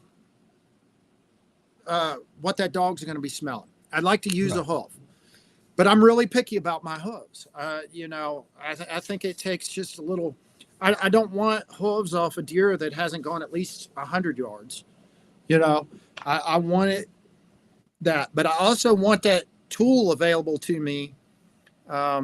This is one of those years where I didn't get a lot of hoof collection. Plus, this is product coming out, so I run a little low. And I do ask people at my school, do you want them trained on hooves or can I use Tracker ID? So, well, I just wanted that out there because you and I had the conversation. You said, "Hey, I'm going to promote the real thing first, and this is another tool in the box. If you lose, freezer goes out or you can't get hooves, because I'm a trainer too, so I get calls all the time. Hey, I'm wanting to get into tracking. I don't have supplies. What do I do? So we do have some questions coming in. Randy Vick says, won't a brown bottle help the sunlight problem? It could help the sunlight problem. We're thinking it's the high heat in the sun, getting up to that 120 to 150 degrees on a dashboard that maybe kills it more than the direct sun. The other problem that we're finding, because we're doing this in small batch, is availability of glass bottles. something that isn't made in the United States anymore. Something, glass bottles used to be made by the millions right here within 10 miles of my house. West Virginia was a big glass company. You got to order these things from China, and I'm not a fan of it. So we have to get what we get. The brown glass probably work better, but. Okay, we had another question from Courtney DeMello. Is there an issue with always using the same deer for training purposes? I don't feel there is an issue there. No. If we say blood, if we can sit here and say all blood is blood, we can use beef blood, we can use deer blood, we can use hog blood, then I don't see a problem using the same interdigital scent over and over and over. Of course, when you're out of that bottle and you order another one, you're getting a different deer. So you could order 2 bottles and switch up if that really is in your mind and bothers you. Yeah. At the end of the day, we're teaching these dogs to follow a trail. Connect the dots. I mean, we could sit here all night and talk tracking theory. But the main thing is, if we're training a dog to track a white-tailed deer, one of the things that needs to learn is the interdigital scent. And I noticed, I see a lot of people asking the cost, and I'll tell them it's $29.99 a bottle shipped to your house. If you see us in an outdoor, that was a lot of questions coming in asking that. Yep. If you see us at an outdoor expo, you'll get it a little cheaper. It'll be minus the shipping. But it's $29.99 shipped to your house. Shipping's so included. Leland Shelton is asking he asked what the cost is. What are your thoughts on training hunting dogs with it instead of a tracking dog? Side note, Kenny may not like this question. Hey, I don't mind the question, but right. Honestly, I have trained some deer dogs and hog dogs utilizing the same methods we train tracking dogs. Right. And they turn out pretty good. Right. So I am not a dog, a deer dog trainer, so I don't know how to answer that question. I think I would go about it a little bit different, but I think it would work. But yeah, and it depends on.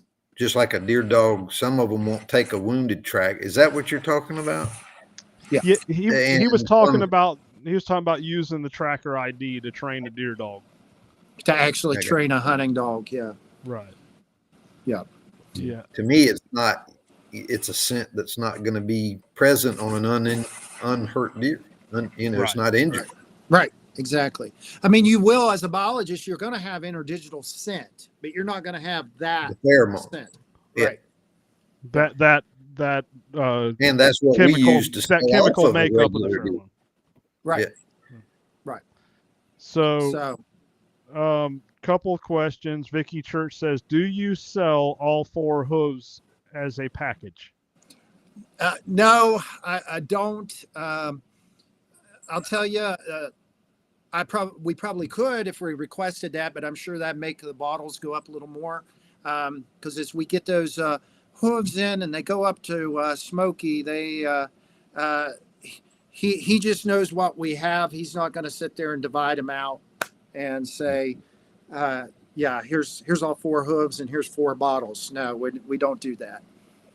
And I don't even think, me personally, I've never seen it make a difference when you say not using the tracker ID on hooves.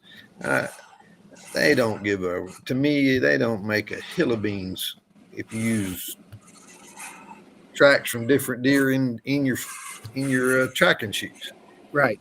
Just doesn't make it doesn't cause a problem. Well, if you really study if you really study the pheromones and how it's broken down into the 4 categories, and then you break it into the subcategories of signalers and then into declining health, once you research the science behind it, you find that it's not what people thought for so many years. But a lot of this science, a lot of these studies, more recent studies that break it down that far, have been in the last 5 years. So that information just isn't readily available. Well, it's a health status.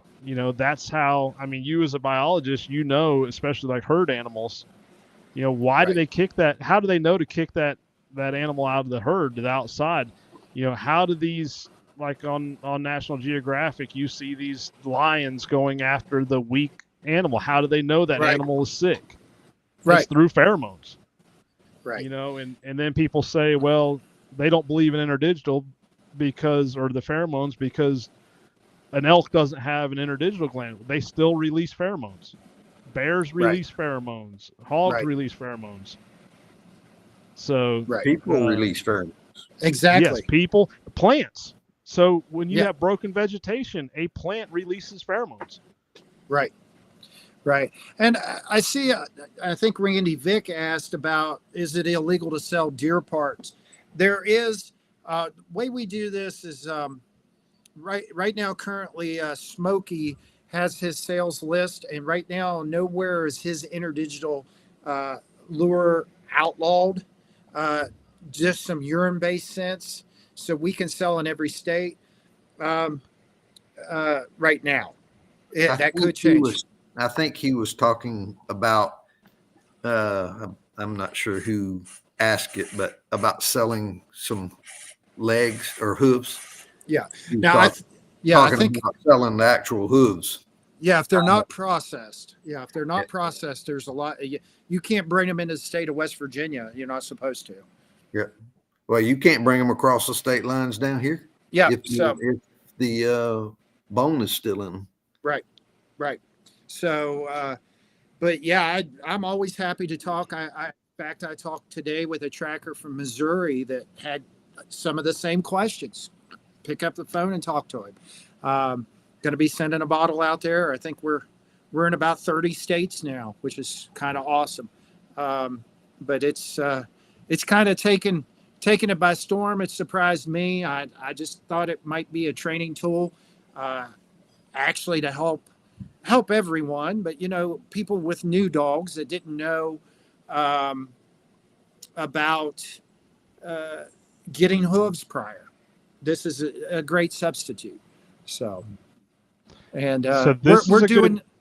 This is a good Go. comment coming from Brandon C. A worry that he has would be spreading CWD.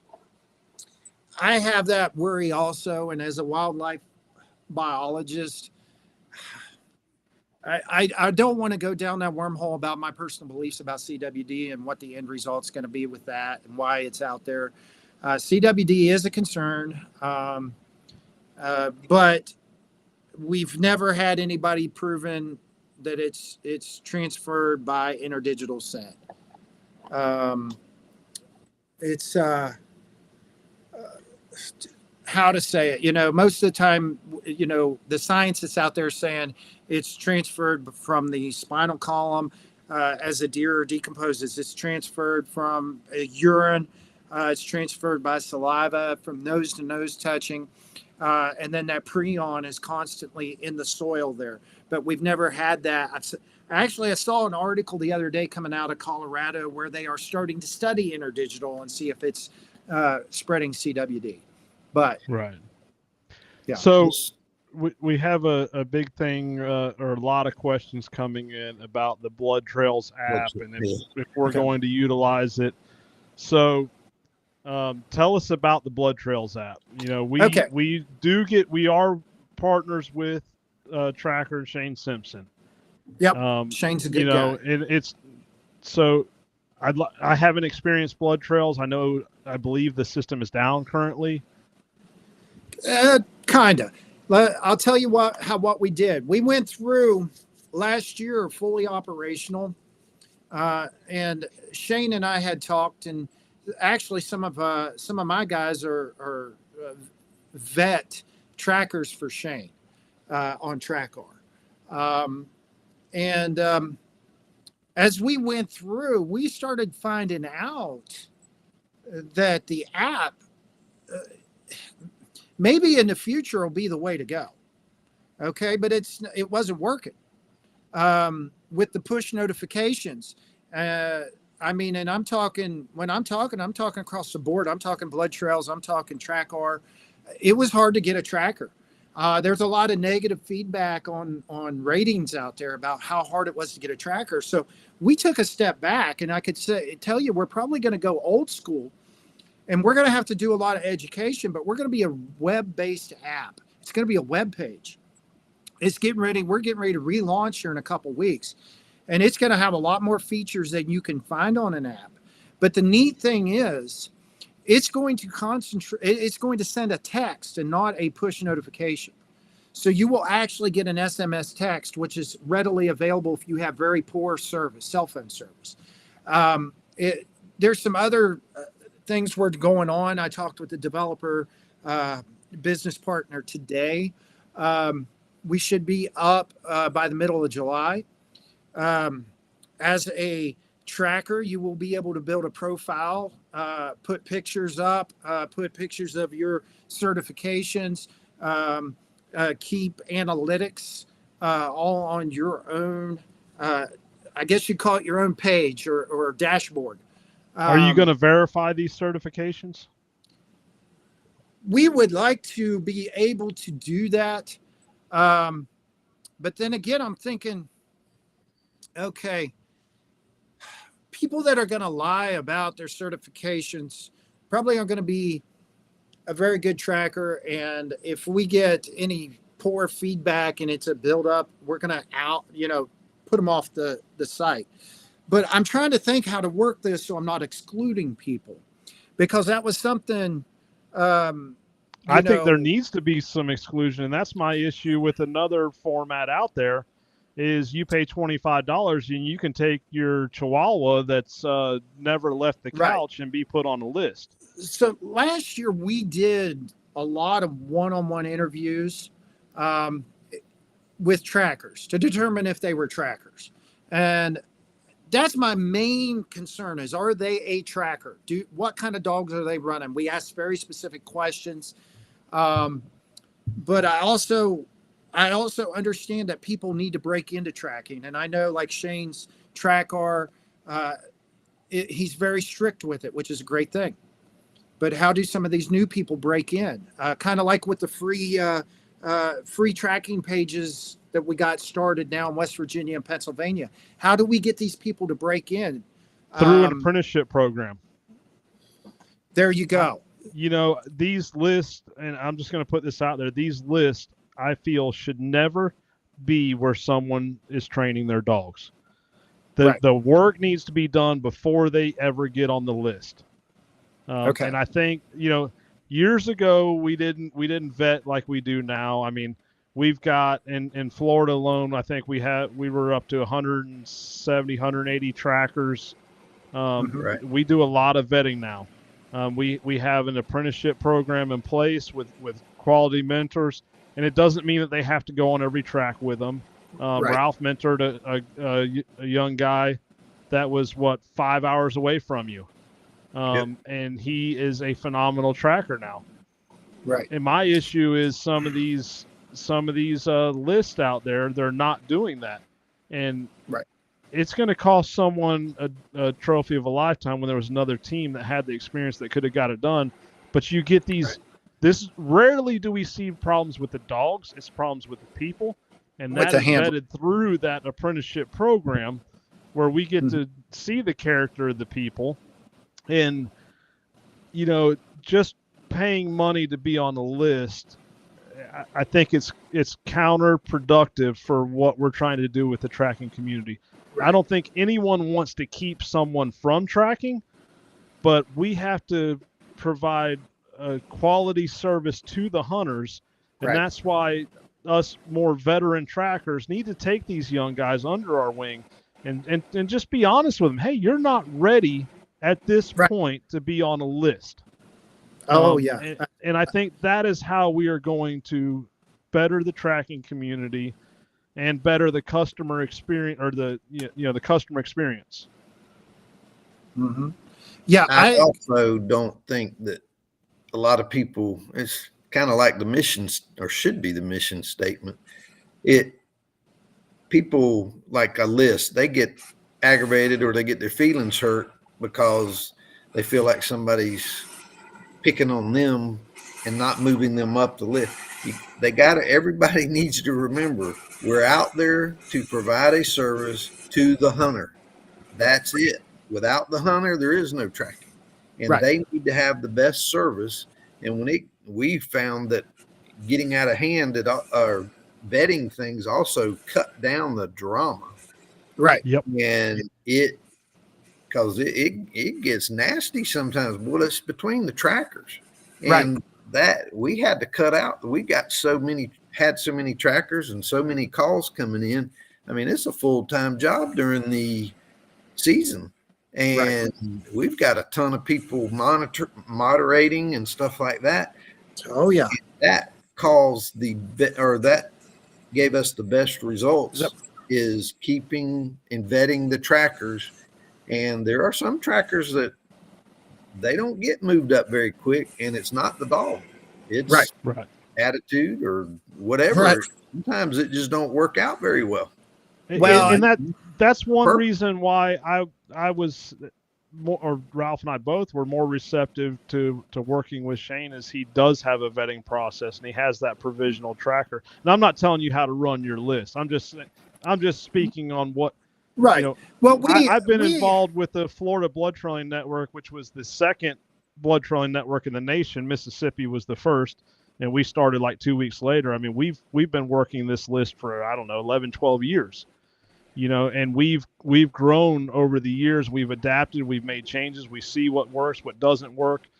And we've seen over especially the last, probably say 10 years, maybe 15 years, about every 4 or 5 years, you see a huge influx of people, you know, joining tracking, and then they fizzle out, you know, and then you get all these guys that claim they want to be the cool kid and they got a tracking dog. They're trying to get on every list there is, and their dog won't even find a biscuit.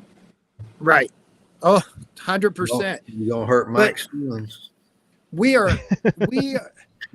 want to have the best trackers involved.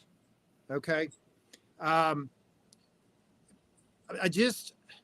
think sometimes, and it comes down to an honesty factor. If a person is willing to say, I'm a first-year dog, I'm not, I just need some gas money, I want to learn this, I don't see a problem with that as long as that's listed on their profile. And that's what we're talking about. That I'm a first-year dog.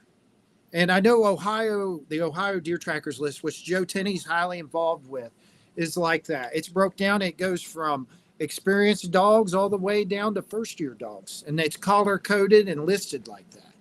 And I know they've made some changes, but it's a good – I really look to Ohio on some of that and how they've run that over the past.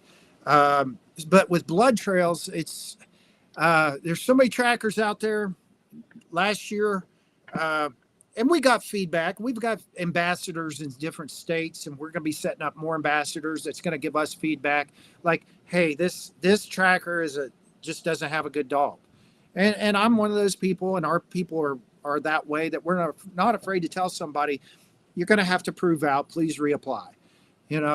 So we are setting up and have set up an ambassador program, and have relied on those people to tell us who's out there. Because I'll tell you, I know some guys in Ohio, and I know a couple guys in Kentucky that have never passed a tracking dog test in their life. But if I was going to call somebody to track my deer, I'm calling them.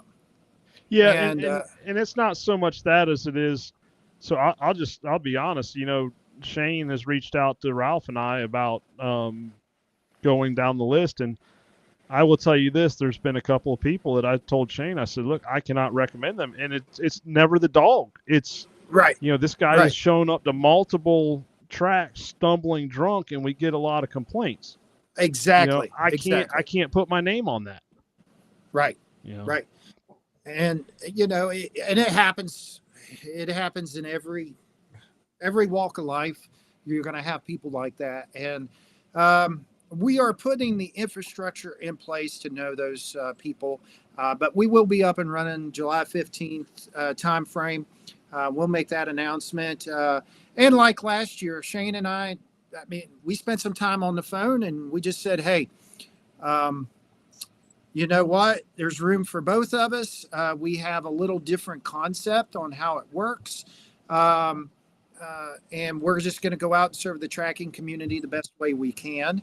And maybe it's with a little different idea. But the main thing is we do want the best dogs. The cost, there is no cost for a tracker to be on our site. That was a misconception from last year that we always heard, oh, they're charging a tracker. No, there is no cost for a tracker. There is a cost for the hunter to try to get a tracker. I mean, I can't finance this thing for free out of my pocket. It's a service to the hunter to find a tracker. And so there is a $10 cost. We are talking about even refunding that if their track doesn't get picked up. That was a big complaint with our app, with TrackR. Hey, my track never got picked up. So what do? Do you keep their money and go on and say it's just a cost of getting on our app or our website, or do you refund? So we're looking at that, and maybe, it's $10, but we still get that complaint. Nobody picked up my track. So we're looking at, maybe doing a refund there. In the long run, I'm never going to say never about costs to trackers. As we grow and get bigger, and server space costs so much to store all this information, and people want to store X amount of pictures, analytics, and all this on our site, it may have to be a minimal per year fee. And when I say minimal, I'm talking like $10 to $20. I don't see. Yeah, and people doesn't realize just how much that costs. I mean, it's a lot. Web space is not free. No, it's not. And I got tackled on that last year when I wasn't afraid to say that. At some point in time, we may have to charge. Oh, well, don't use Blood Trails. They're going to charge. Well, I don't know too many other businesses that do their business for free. And we're trying to hook up hunters and trackers. And I think in the long run, people will see ours is going to have our Blood Trails TV hooked to it, which will have our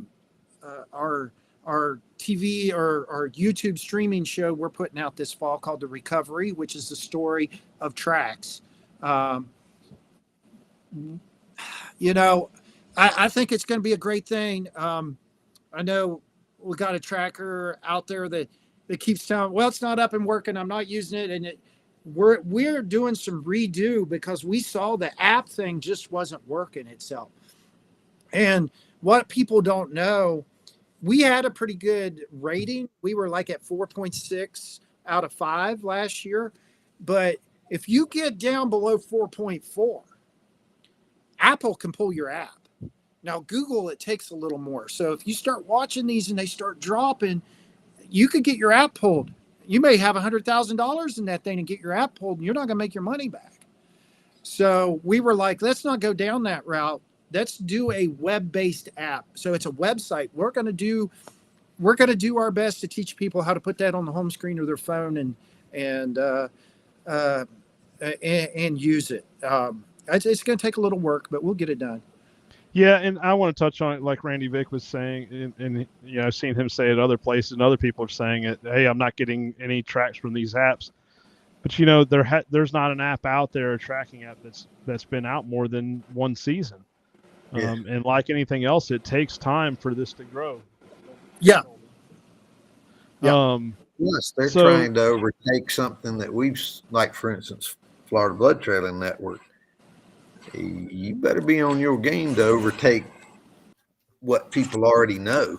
So they got to come in with a new product that it's just isn't here yet. It might be, but because we've got such a following on the Florida Blood Trailer and Georgia, that's where people go. Not to say all of them, but they got to put in the advertising time to get it brought up, ranking wise.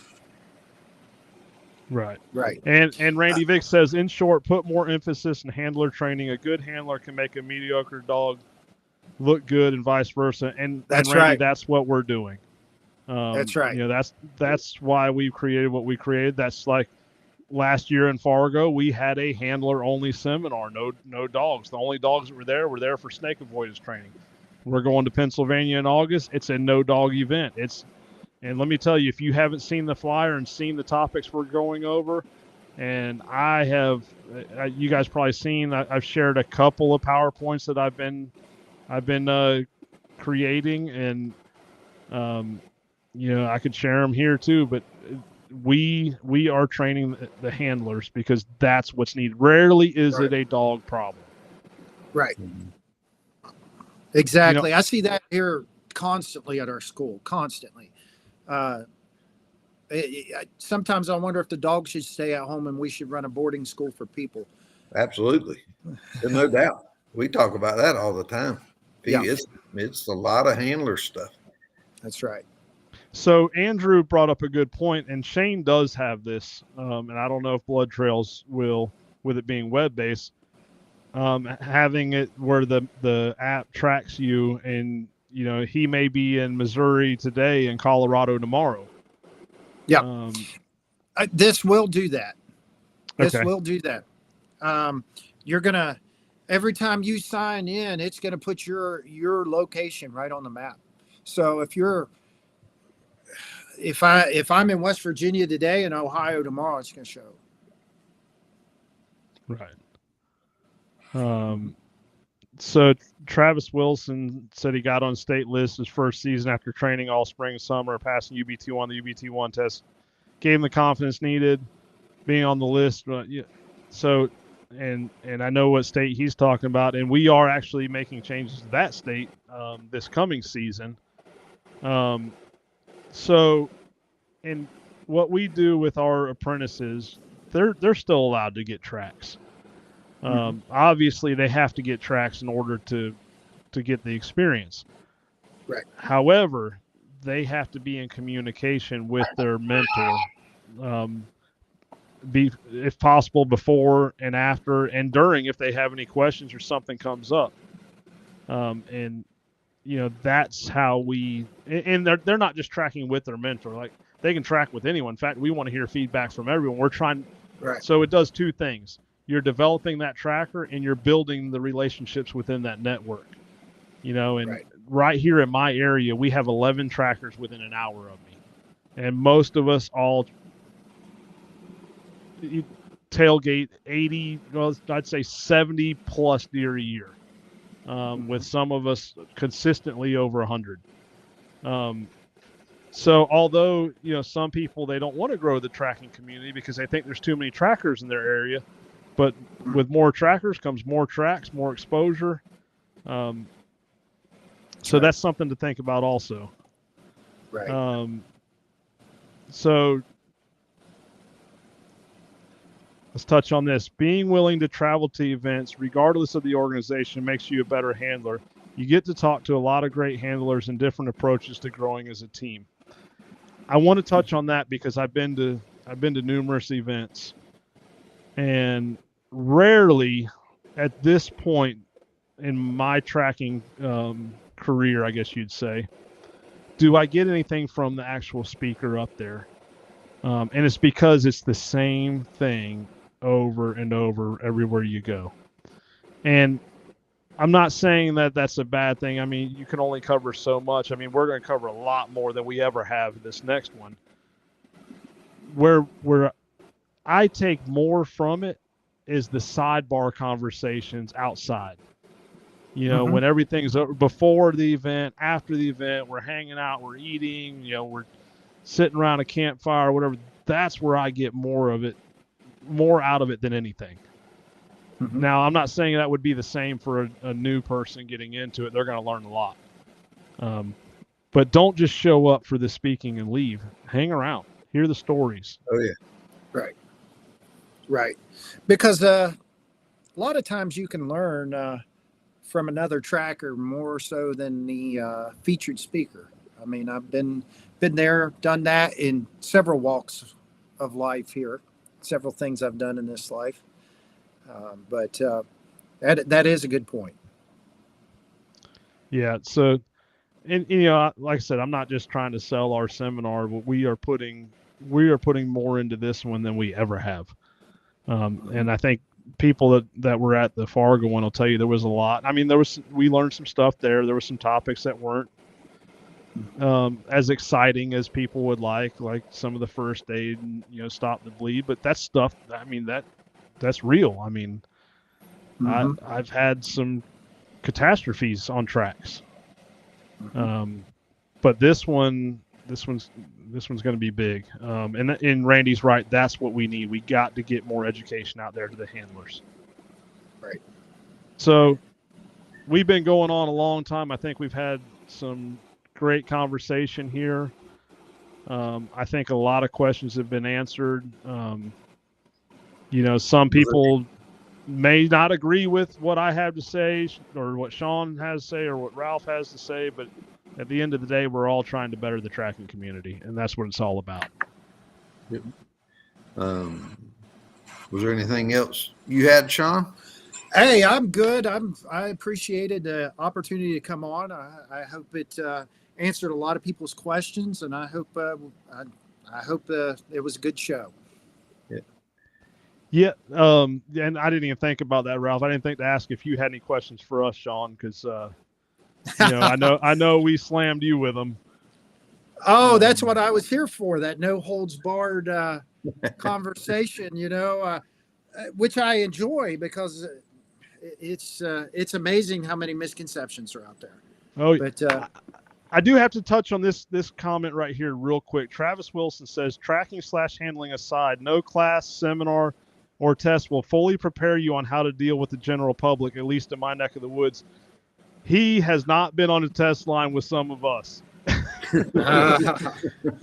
And actually, this next seminar that we're having a whole section on how to deal with the customer, because that's and at the end of the day, that's what it is. We provide a service. It's customer service, and right. You know, so and we did touch on that in Fargo. Actually, we quite a bit, especially the drunks. You know, how to handle things and.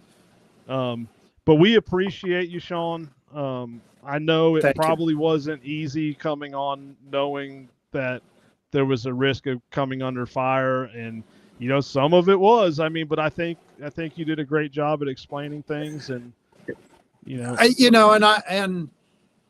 I don't mind any time answering questions. My number is on our Facebook page, Longspur Tracking and Outfitting.